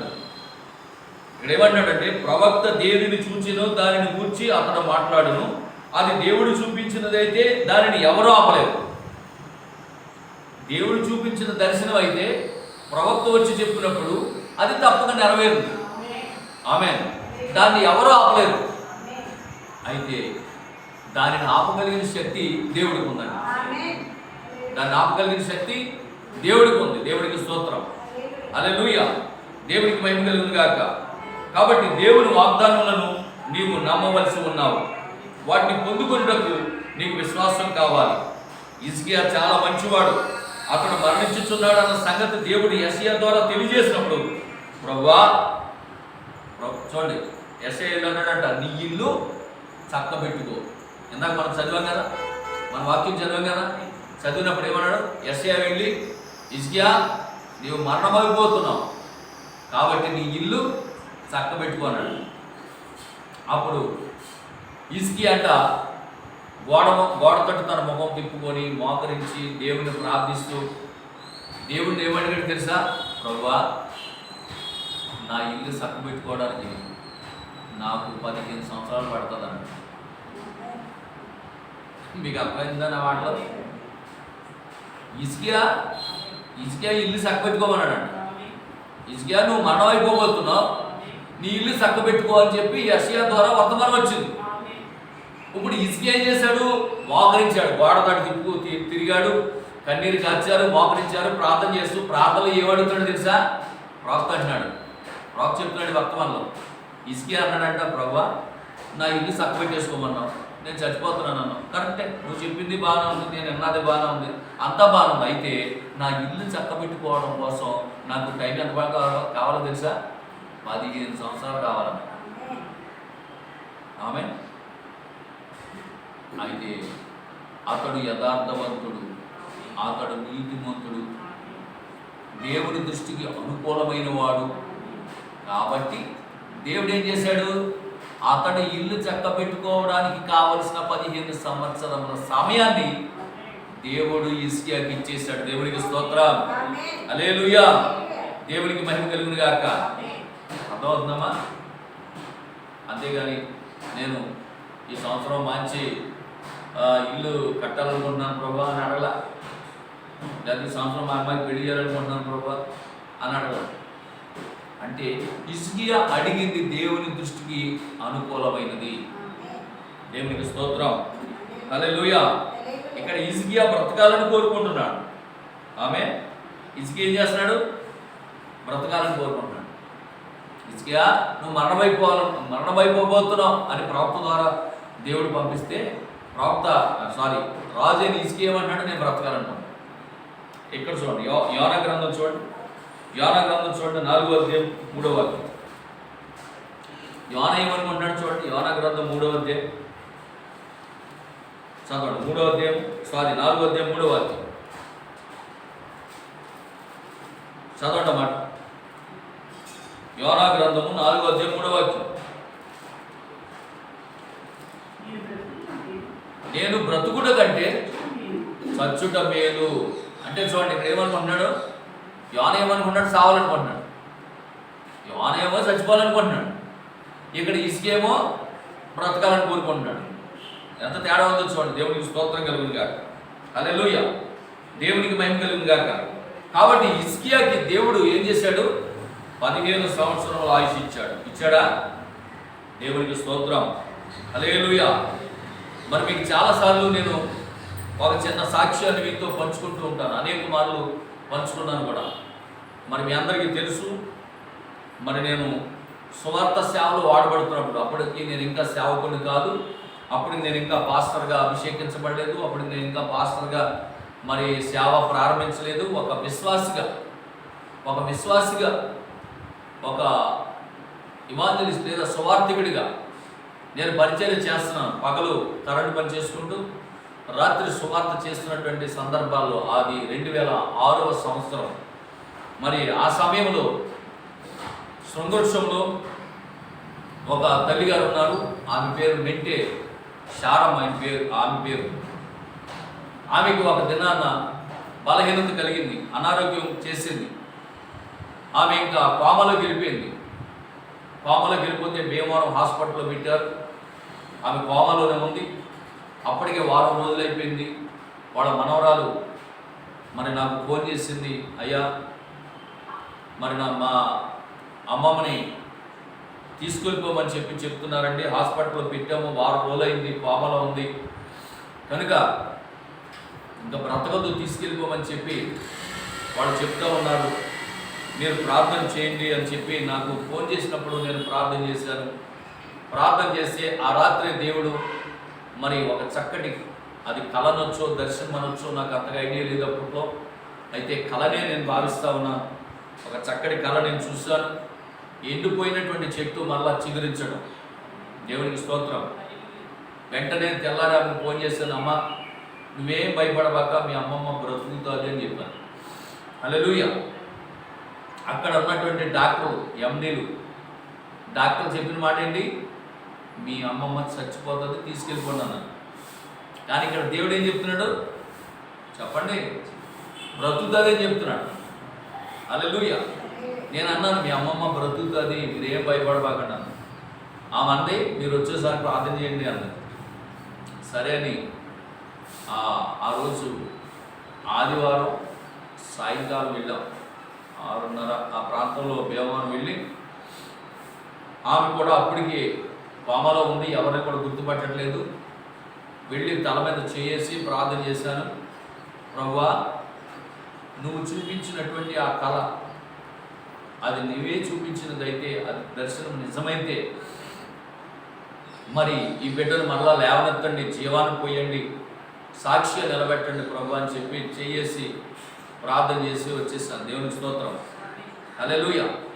దేవునికి మహిమ కలుగును గాక. మరి ఎప్పుడైతే ఆమె చనిపోతుందని డాక్టర్ చెప్పారో అప్పుడే వాడి యొక్క పిల్లలు హైదరాబాద్ నుంచి, వారి యొక్క కుమారులు మరి చనిపోయేటటువంటి ఆ తల్లి గారి యొక్క కార్యక్రమాలు కూడా చేసేసుకుని వెళదామని చెప్పి హైదరాబాద్ నుంచి కూడా రావడం జరిగింది. వాళ్ళు బట్టలు పట్టుకుని, బ్యాగులు పట్టుకుని ఆ కార్యక్రమం కూడా చేసుకుని వెళ్ళిపోదామన్న ఉద్దేశంలో వచ్చారు వాళ్ళు. ఎందుకంటే డాక్టర్ అంత పక్కగా చెప్పారు చనిపోద్దని, అందుకని వాళ్ళు కూడా ఆ విధానంలోనే వచ్చారు. అయితే ఆ రాత్రి జరిగిన అద్భుతం ఏంటి తెలుసా, ఆమెకు ఒక కళ చూపించాడు దేవుడు. ఆమె పరలోకం అంటే ప్రభు దగ్గరికి వెళ్ళిపోయింది. ప్రభు దగ్గరికి వెళ్ళిపోతే ప్రభు అన్నారంట, అమ్మా నీకు ఇంకా కొంచెం సమయం ఉంది, నువ్వు వెళ్ళిపో, మీ ఇంటికాడ మీ అమ్మాయి, నీ కూతురు ప్రార్థన చేసేస్తుంది నీ కోసం, మా అమ్మని పంపించి నీ కూతురు ప్రార్థన చేస్తుంది, వెళ్ళు. ఓ పక్కన వాళ్ళు దైవ సేవకులు ప్రార్థన చేస్తున్నారు, ఓ పక్కన మీ అమ్మాయి ప్రార్థన చేస్తుంది, నీకు ఇంకా టైం ఉంది, నువ్వు వెళ్ళురా అన్నాడు. దేవునికి స్తోత్రం. ఆ ఒక్కటే తెలుసు అంట వాడికి. అద్భుతం జరిగింది. ఆ రాత్రి ఆమె కళ్ళు తెరిచి చూడడం జరిగింది. హల్లెలూయా. దేవునికి మహిమ కలుగును గాక. ఆ తెల్లారి డాక్టర్లు వచ్చి చూసి ఆశ్చర్యపోయారు. నిజంగా అంటే ఆక్సిజన్ తీస్తే సరిపోతుంది అన్నటువంటి ఆమె ఆక్సిజన్ తీసిన చక్కగా లేచి కూర్చుని కాఫీ తాగింది, టీ తాగింది, మరి టిఫిన్ చేసింది, అంతా బాగుంది. ఆ రోజు వాళ్ళ మనవరాలు ఫోన్ చేసింది నాకు, మురళి గారు ఇలాగ మా అమ్మమ్మ లేచిందండి, ఫోన్ చేస్తుందండి అని చెప్పి చాలా ఆనందించాం. ఆ తర్వాత ఇంటికి తీసుకొచ్చారు, ప్రార్థన చేయడానికి వెళ్ళాను. వెళ్ళి ఆమెకు ప్రార్థన చేసి ఇదే మాట చెప్పాను, ఈ వాక్యమే చదివి ప్రార్థన చేశాను. మరలా దేవుడు ఆనాడు హిజ్కియాకి 15 సంవత్సరంలో ఆయుష్ ఇచ్చినట్లుగా ఈరోజు దేవుడు నీకు అదే 15 సంవత్సరం ఆయుష్ ఇచ్చాడన్న. దేవునికి స్తోత్రం. హల్లెలూయా. దేవునికి మహిమ కలుగును గాక. 2006, 2021 ఎన్ని సంవత్సరాలు అయినప్పటికీ ఆ లెక్క కూడా తెలియదా? 15 సంవత్సరాలు అయింది. ఇప్పటికి ఇవాళ 15 సంవత్సరాలు అయింది. నిన్న ఫోన్ చేశాను వాళ్ళ అబ్బాయికి, నిన్నే ఫోన్ చేశాను, మీ అమ్మగారు ఎలా ఉన్నారు, ఏంటి, ఇప్పుడు ఆమె వయసు ఎంత, ఇప్పుడు ఆమె ఆరోగ్యం ఎలా ఉంది, మీ అమ్మగారికి అనారోగ్యం కలిగి హాస్పిటల్లో పెట్టినప్పుడు చనిపోతుందని చెప్పిన సంవత్సరం ఏ సంవత్సరం, ఎన్ని సంవత్సరాలు అయింది అని అడిగాను. కరెక్ట్గా ఆయన అదే చెప్పాడు. ఇప్పుడు 15 సంవత్సరాలు అయిన పాస్టర్ గారు మా అమ్మ చనిపోతుందని చెప్పి, ఇప్పుడు మా అమ్మకి 91 సంవత్సరం. దేవుని స్తోత్రం. హల్లెలూయా. ఇప్పుడు ఆవిడకి 91 సంవత్సరం అన్నాడు. పెట్టినారా? ఈ రోజుకి ఆమె బ్రతికే ఉన్నది, ఆమె పనులు ఆమె చేసుకుంటూ ఉన్నది ఈరోజు. దేవునికి స్తోత్రం. నేను ఎందుకు ఈ విషయాలు చెప్తున్నా అంటే ప్రియమైన దేవులారా, ఆమె బ్రతికిన తర్వాత ఆమె మళ్ళా నన్ను తీసుకెళ్ళి ఒక ఫ్యామిలీని రక్షించడానికి వాళ్ళ ఇంట్లో పోవడం పెట్టింది. ఆమె ద్వారా ఒక ఫ్యామిలీ రక్షించబడ్డది అక్కడ. ఆమె ఆ రోజు చనిపోయింది, ఈ ఫ్యామిలీ రక్షించబడ్డది. అంటున్నారా? కనుక దేవుడు ఏదో ఒక సంకల్పం ఉండదు మన జీవితాలు. అది నెరవేర్చే వరకు దేవుడు మనల్ని తీసుకుని వెళ్తాం. హల్లెలూయా, దేవునికి మహిమ కలుగును గాక. కనుక ప్రియమైనటువంటి దేవుని బిడ్డలారా, ఈ వర్తమానంలో ప్రవక్త చెప్తున్నటువంటి కార్యాలు కొన్ని చెప్పి నేను ముగిస్తాను. యెజెబెలునకు ఆహాబునకు జరగబోవు కార్యముల గురించి ఏలియా ముందే చెప్పాడా లేదా? జరిగిందా లేదా? ఏలియా ఎంత గద్దించినా ఆహాబు కానీ యెజెబెలు కానీ మారు మనసు పొందలేదు. ఆమేన్, హల్లెలూయా. అలాగే నీ సోదరుని భార్యను నీవు ఉంచుకునే ధర్మము కాదని యోహాను ఎంతగా చెప్పినా హేరోదు మారు మనసు పొందలేదు. దేవునికి స్తోత్రం. బైబిల్ని మనం గమనించినట్లయితే ఆహాబు మారు మనసు పొందలేదు, నెబుకద్నెజరు మారు మనసు పొందలేదు, నోవాహు కాలంలోని ప్రజలు మారు మనసు పొందలేదు. అందుకే వారి మీదకి తీర్పు వచ్చినది, అందరికీ హెచ్చరిక వినబడింది. హిజ్కియా మారు మనసు పొందాడు, నినివే వారు మారు మనసు పొందారు. దేవునికి స్తోత్రం కలుగును గాక. అపోస్తుల కార్యముల గ్రంథం 2:38 దేవుని యొక్క వాక్యం చెప్తా ఉన్నది. అపోస్తుల కార్యముల గ్రంథం 2:38 వాక్యం, పేతురు మీరు మారు మనసు పొంది పాప క్షమాపణ నిమిత్తం ప్రతి వాడును యేసుక్రీస్తు నామములో బాప్తిసం పొందుడి, అప్పుడు మీరు పరిశుద్ధాత్మ అనే వరమును పొందుదురు అని ఇక్కడ ఎంత స్పష్టంగా రాసి ఉందొచ్చినటువంటి దేవునికి స్తోత్రం కలుగును గాక. హల్లెలూయా. కనుక ప్రియమైన దేవులారా, ఈ పేతురు గారు చెప్పిన మాట ఏంటంటే, మొదటిగా మీరు మారు మనసు పొందాలి. పాప క్షమాపణ నిమిత్తం ప్రతివాడునా, లేకపోతే కొందరేమో తండ్రి కుమార పరిశుద్ధాత్మలను, కొందరేమో పితాపుత్ర పవిత్రాత్మ, కొందరేమో జెండా కింద, కొందరేమో దుప్పటి కింద అని చెప్పండి. ప్రతివాడు యేసుక్రీస్తు నామములో బాప్తిసం పొందాలి. అంతేకాని కొందరేమో తండ్రి కుమార పరిశుద్ధాత్మలను, కొందరేమో పితాపుత్ర పవిత్రాత్మ, కొందరేమో జెండా కింద బాప్తిసం, కొందరేమో దుప్పటి కింద బాప్తిసం. ఇట్లా కాదండి బాప్తిస్తాలు, అందరికీ ఒకే బాప్తిసం. ఏంటది? అపోస్తులు 2:38 అందరికీ ఒకే బాప్తిసం.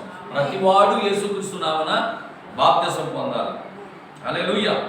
దేవుని చిత్తమైతే దీని గురించి, బాప్తిసం గురించి ఒక సబ్జెక్ట్ నేను తీసుకొని మరి మీకు యూట్యూబ్లో అప్లోడ్ చేస్తాను. అందరూ కూడా చక్కగా ఆ వాక్యాన్ని వినండి. ఈరోజు హెచ్చరిక నీకు వినబడుచున్నది, సత్యము నీ చెవిని వినబడుచున్నది, అయితే ఎన్నిక నీది. బైబిల్ చెప్తుంది యోహాను సువార్త 5:24 నా మాట విని నన్ను పంపిన వారి యందు విశ్వాసం ఉంచువాడు నిత్య జీవం గలవాడు. వింటున్నారా? వాడు తీర్పులోనికి రాక మరణంలో నుండి జీవంలోనికి దాటి ఉన్నాడు. దేవునికి స్తోత్రం. హల్లెలూయా. వాక్యమే యేసు మాట అయి ఉన్నది. ఇవి మాటలు కావు. మీరు యేసుక్రీస్తు నామములో బాప్తిసం పొంది చూడండి, నీలో మార్పు మొదలవుతుంది. ఆమేన్. ఇంత ముందు వలె నీవు ఉండవు. పరిశుద్ధాత్మ అగ్ని నీలో మండుచూ ఉంటుంది. దేవరాత్రులు ఆయనకు దగ్గరగా ఉండి ఆయన కొరకు జీవించాలనే ఒక తపన నీలో కలుగుతుంది. దేవునికి స్తోత్రం కలుగును గాక. ఆమేన్, హల్లెలూయా. ఆ సంతోషకరమగు 1000 ఏళ్ల పరిపాలన కొరకు ఎదురు చూస్తూ ఉన్నాం మనం. దుఃఖము, వ్యాధి, బాధ, మరణం అంతమవుతూ ఉన్నది. దేవునికి స్తోత్రం కలుగును గాక. మనం ప్రభుతో నిత్యము ఉంటాము. ఆమేన్. అలాగే మరి మొదటి యోహాను రాసిన పత్రిక 3:2 వాక్యం చూస్తే, ప్రియులారా ఇప్పుడు మనం దేవుని పిల్లలమై ఉన్నామంటున్నాడు. యోహాను రాసిన మొదటి పత్రిక 3:2 వాక్యం ఏం చెప్తున్నాడు చూడండి. ప్రియులారా ఇప్పుడు మనము దేవుని పిల్లలమై ఉన్నాము. హల్లెలూయా. ఇక అక్కడ మనకి ఏ తీర్పు ఉండదు, ఏ మరణము లేదు. ఒక దినమున మనము ఈ లోకాన్ని విడిచిపెట్టి ఈ జనులను విడిచిపెట్టుదుము. మనం చనిపోము, మనకు నిత్య జీవం ఉన్నది. నిత్యము ఆయన సన్నిధిలో ఉందుము. ఆయనే మన సమాధానమై ఉన్నాడు, ఆయనే మన జీవమై ఉన్నాడు, ఆయనే మన నిరీక్షణ అయి ఉన్నాడు, ఆయనే మన రాజు అయి ఉన్నాడు, ఆయనే మన రక్షకుడు అయి ఉన్నాడు, ఆయనే మన నీతి అయి ఉన్నాడు, ఆయనే మన సర్వస్వమై ఉన్నాడు. దేవునికి స్తోత్రం. దేవుడు తన ప్రవక్తల ద్వారా, తన సేవకుల ద్వారా హెచ్చరించినప్పుడు ఆయన మాటకు నువ్వు లోబడినట్లయితే ఆయన చిత్తానుసారంగా నువ్వు జీవించగలుగుతావు. మారు మనసు పొందుతావు, పశ్చాత్తాపడతావు, దేవుని సన్నిధిలో నీ జీవితాన్ని సరి చేసుకుంటావు. దేవుడి హెచ్చరిక నువ్వు పంపిస్తున్నప్పుడు ఆ హెచ్చరిక నువ్వు లోబడాలి. లేని ఎట్లా తర్వాత జరిగేది ఏంటి చెప్పండి? తీర్పే. అందుచేత తీర్పును తప్పించుకోవాలంటే, శిక్షను తప్పించుకోవాలంటే దేవుడు పంపించినటువంటి హెచ్చరికను మనం ఏం చేయాలి? వినాలి. విని దాని ప్రకారం మన జీవితాన్ని సరి చేసుకోవాలి. అందుకే ఇక్కడ ప్రవక్త అన్నాడు, మొదట హెచ్చరించకుండా దేవుడు మానవునికి తీర్పు విధించడు. కనుక ఈ యొక్క మధ్యాహ్నకాల సమయంలో, ఈ ఉదయకాల సమయంలో దేవుడు పంపించినటువంటి తీర్పు తెగుళ్ళు భూమిని తాకుతున్నప్పుడు మరి ఇప్పుడే మన జీవితాలు ప్రభువు సమర్పించుకుందాం. ఇప్పుడే మనం సరి చేసుకుందాం. ఇప్పటి వరకు మనం దేవుడి సన్నిధిని నిర్లక్ష్యం చేసామేమో. ఇప్పటి నుంచైనా మనం మారుమనసు పొంది ఇప్పటి నుంచైనా మనం దేవుని సన్నిధిలో కనిపెడుతూ దేవుని కొరకు జీవిద్దాం. దేవుడి మాటలు దీవించునుగాక. ఆమేన్. ప్రార్థన చేసుకుందాం. తలలు వంచండి, కళ్ళు మూసుకోనండి. హల్లెలూయా, హల్లెలూయా, హల్లెలూయా, హల్లెలూయా, హల్లెలూయా, హల్లెలూయా, హల్లెలూయా, హల్లెలూయా, హల్లెలూయా. స్తోత్రం, స్తోత్రం, స్తోత్రం. హల్లెలూయా, హల్లెలూయా, హల్లెలూయా, హల్లెలూయా. పరము నుండి భూమికి దిగి వచ్చిన యేసయ్యా, వ్యర్థము కాలేదు నీ మరణయాతన. పరము నుండి భూమికి దిగి వచ్చిన యేసయ్యా, వ్యర్థము కాలేదు నీ మరణయాతన. శ్రమలతో పోరాడి గెలిచితినయ్యా, పోరాడుటేలాగు నేర్పితివయ్యా. శ్రమలతో పోరాడి గెలిచితివయ్యా, పోరాడుటేలాగు నేర్పితివయ్యా. నీకే ఆరాధన, నీకే నా హృదయార్పణ. నీకే ఆరాధన, నీకే నా హృదయార్పణ. నాతో నీవు, నీతో నేను ఒకటై ఉన్నాము, విడిపోమేసయ్యా. నాతో నీవు, నీతో నేను ఒకటై ఉన్నాము, విడిపోమేసయ్యా. హల్లెలూయా. దేవునికి మహిమ కలుగును గాక. మన జీవితాలు ప్రభువు సమర్పించుకుందాం. దేవుని యొక్క సన్నిధిలో ఆయన హెచ్చరికకి మరి లోపడదాం. తీర్పును తప్పించుకుందాం. దేవుని యొక్క రాజ్యంలో మనం మరి పాల్పొంపులు పొందాం. హల్లెలూయా, హల్లెలూయా, హల్లెలూయా. ప్రార్థన చేద్దాం. అందరూ కూడా ప్రార్థన చేద్దాం. అందరూ కూడా ప్రార్థన చేయండి. స్తోత్రం, స్తోత్రం. పరిశుద్ధుడా, ప్రేమ కలిగిన తండ్రి, ఈ ఉదయకాల సమయంలో ప్రభా చెప్పబడిన ఆయన ఈ వర్తమానం ఈ వాక్యం ద్వారా ప్రభా ముందు హెచ్చరిక చేయకుండా ప్రభా దేవుడు ఎందుకు చేయడనేటటువంటి సంగతి మేము తెలుసుకున్నాం నాయన. ఈ చివరిగా దేవుని యొక్క ప్రవక్త ద్వారా నాయన ఎన్నో కార్యాలు ఎన్నో వర్తమానాలు మేము వినిచున్నాం ప్రభా. మా జీవితాలు మేము సరి చేసుకోవడానికి సహాయం చేయండి. హిజ్కియాకి మరణకరమైనటువంటి రోగం సంభవిస్తున్నప్పుడు ప్రభా, ఓ నాయన ఇదిగో యెషయాను పంపించావు ప్రభా. ఓ దేవా, మరి హెచ్చరిక జారీ చేశావు ప్రభా. తన ఇల్లు తను చక్కబెట్టుకోవడానికి 15 సంవత్సరాల సమయం పడుతుందని అతడు అడిగినప్పుడు ప్రభా, ఓ నిజంగా ప్రభా ఆ యొక్క కీర్తన 37:4 ప్రకారం ఆయన ఓ నీవు యెహోవా యందు ఓ ఆశ కలిగి ఉంటే, యెహోవా యందు భయభక్తులు కలిగి ఉంటే ఓ ఆయన నీ హృదయ వాంఛలు తీర్చుతాడని చెప్పినట్లుగా హిజ్కియా హృదయ వాంఛలు మీరు తీర్చారు నాయన. అందరి బట్టి స్తోత్రాలు చెల్లిస్తున్నాం ప్రభు. నిత్యముగా నాయన ఇదిగో ప్రభా ఈ యొక్క ఉదయకాల సమయంలో నా తండ్రి చెప్పబడిన వాక్యం నా హృదయాలు భద్రపరుచుకొని నాయన ఓ నీకు విధేయులుగా జీవించుటకు మారు మనసు కలిగి నాయన పశ్చాత్తాపం కలిగి ప్రభా నీ ఏళ్ల భయభక్తులను జీవించడానికి మా జీవితాన్ని సరి చేసుకోవడానికి సహాయం చేయండి ప్రభా. నీకు వందనాలు. నిత్యముగా ప్రభా ఇదిగో నాయన తొండ రాహిరమ్మ కొరకు రాజరత్నం కొరకు ప్రార్థిస్తున్నాం. చాలా అనుకోవడం కొరకు ప్రార్థిస్తున్నాం నాయన. మరి ఆరోగ్య విషయాల్లో సహాయం చేయండి అయినా. దేవానికి స్తోత్రాలు. అలాగే నున్నబోయిన సత్యానందం నున్నబోయిన కరుణ కొరకు ప్రార్థిస్తున్నాం ప్రభా. వారి ఆరోగ్య విషయాల్లో సాయం చేయండి. అలాగే కొత్త రమేష్ కొరకు ప్రార్థిస్తున్నాం ప్రభా. మొట్టటి స్వస్థపరచండి. అలాగే హెప్సిబో వాళ్ళ యొక్క చెల్లి భర్త కొరకు ప్రార్థిస్తున్నాం. వాళ్ళ ఆరోగ్య విషయంలో సాయం చేయండి. అలాగే ప్రియాంక వాళ్ళ కుమార్తె వర్షిత తనకి గాయం తగిలింది, స్వస్థపరచండి. అలాగే నెల ప్రమీల తండ్రి ఆయన వాసు గారి యొక్క చేయి కొరకు ప్రార్థిస్తాం, స్వస్థత దయచేయండి. అలాగే రాజ్బాబు గారి యొక్క సతీమణి కొరకు ప్రార్థిస్తాం, కోవిడ్ పాజిటివ్ నుంచి విడుదల దయచేయండి. అలాగే ప్రభా మరి ప్రేమ్ కుమార్ వలూరు జ్ఞాపకం చేసుకుని ఆరోగ్యం దయచేయండి. అలాగే మధు కువైట్లో ఉన్నాను నాయన ఆయనకి అనారోగ్యంగా ఉంది ప్రభా, స్వస్థపరచండి. నీలాపు సువార్తం గారు ఆరోగ్య విషయంలో సాయం చేయండి. అలాగే బొక్క కుమార్ గారి యొక్క చెల్లి వాళ్ళ ఆరోగ్య విషయంలో ప్రార్థిస్తున్నాం, సాయం చేయండి. అలాగే నేను నేనపుడు సునీత వాళ్ళ అక్క అనిత కొరకు ప్రార్థిస్తున్నాం నాయన. విదేశాల్లో ఉంది అనితకును బలించుకొని విడుదల దయచేయండి నాయన. తలపోటు జ్వరం నుంచి విడుదల దయచేయండి నాయన. నీ స్తోత్రాలు. అలాగే కడలి ఆదర్శం జ్ఞాపకం చేసుకోండి, ఆమె ఆరోగ్యంలో సాయం చేయండి. వాళ్ళ చెల్లెలు కుమార్తె గర్భవతిగా ఉంది ప్రభా, సుప్రసం తెచ్చే తల్లి బిడ్డ క్షేమకరంగా ఉంచండి ప్రభా. నీకు స్తోత్రాలు. చాలా మంగా నాయన ప్రభా గర్భవతిగా ఉంది ప్రభా, సహాయం చేయండి అయినా. దేవానికి స్తోత్రాలు చెల్లిస్తూ ఉన్నాం. అలాగే పాస్టర్ జార్జ్ మోహన్ గారి యొక్క ఆరోగ్యం కొరకు కూడా ప్రార్థిస్తున్నాం. కృప చూపించండి. ఎన్టీఎంఎస్ఎస్ సేవకులందరి ఆరోగ్య విషయాల్లో సాయం చేయండి ప్రభా. దేవానికి స్తోత్రాలు. ఇదిగో ప్రభా, ఈ యొక్క ఉదయకాల సమయంలో ఈ పునరుద్ధార దినాన నీ బిడ్డలు ఎంతో మంది విశ్వాసంతో ఈ లైవ్ ద్వారా యూట్యూబ్లో ప్రభు నీ వాక్యం వింటున్నటువంటి ప్రజలు ఎవరైనా బలహీనుంటే, అనారోగ్యంతో బాధపడుతుంటే వాళ్ళకి యేసుక్రీస్తు నామములో స్వస్థత కలుగునుగాక నాయన సహాయం చేయండి. విదేశాల్లో ఉన్న మా ప్రస్తుత సహోదరులు అందరినీ దీవించండి, ఆశీర్వదించండి. ఇక్కడ వీడియో తీసుకున్నటువంటి నాయన ఇదిగో ప్రభా యశ్వంత జ్ఞాపకం చేసుకోండి. తన తల్లిని, తండ్రిని, తమ్ముని, కుటుంబాన్ని కూడా దీవించండి ప్రభా. నీ స్తోత్రాలు. అలాగే నా కుమారుని, కోడలు, మనవరాల్ని, అలాగే ప్రభు నా కుమార్తె, అల్లుని, మనవరాలు, నా భార్య, కుటుంబాన్ని, సంఘాన్ని చేతులకు అప్పగిస్తున్నాం ప్రభు. సహాయం చేయండి. ఓ నాయన, ఓ భయంకరమైన పరిస్థితి నాయన లోకాన్ని కమ్ముతున్నది నాయన, కటిక చీకటి కమ్ముతున్నది ప్రభా. పాపము నాయన, అలాగే ప్రభు వ్యాధి, తెగులు, వైరస్తో మొత్తబడుతూ ఉన్నాయి ప్రభా. దేవానిత్యంగా ప్రభు ఓ నాయన అధికారులు జ్ఞాపకం చేసుకోండి నాయన. ప్రపంచంలో ఉన్న మనుషులందరూ కొరకు ప్రార్థిస్తున్నాం నాయన. యెరూషలేము క్షేమ కొరకు ప్రార్థిస్తున్నాం నాయన. ఓ యెరూషలేము క్షేమ కొరకు ప్రార్థించేవారు వర్ధులున్నా ప్రభా. నీ కార్యం జరిగించండి. ఓ నాయన ఇశ్రాయేలు దేశం కొరకు ప్రార్థిస్తున్నాం, సాయం చేయండి నాయన. నీకు వందనాలు. పోలీసు వారి కొరకు, పారిశుద్ధ్య కార్మికుల కొరకు, డాక్టర్ల కొరకు నాయన ప్రార్థిస్తున్నాం ప్రభు. ఈ కరోనా వైరస్ నుంచి త్వరలో విడుదల పొందుకొని, కర్ఫ్యూ నుంచి విడుదల పొందుకొని ప్రభా త్వరలోనే మరలా మేమంతా కూడా ప్రభా ఎప్పటి వల్ల ఆరాధన పాల్గొని పొందే కృప దయచేయండి. జోగి సమయాల కుటుంబం కూడా ప్రార్థిస్తున్నాం. ఆయనకు కొంత ఆర్థిక సహాయం అవసరమైన ప్రార్థన సహాయం కోరారు. నిశ్చయంగా పల విషయంలో రిజిస్ట్రేషన్ విషయంలో కార్యం జరిగించండి ప్రభా. నీ స్తోత్రాలు చెల్లిస్తూ ఆయన ఈ యొక్క ఉదయకాల సమయంలో చేరువచ్చిన ప్రజలందరినీ దీవించండి, ఆశీర్వదించండి.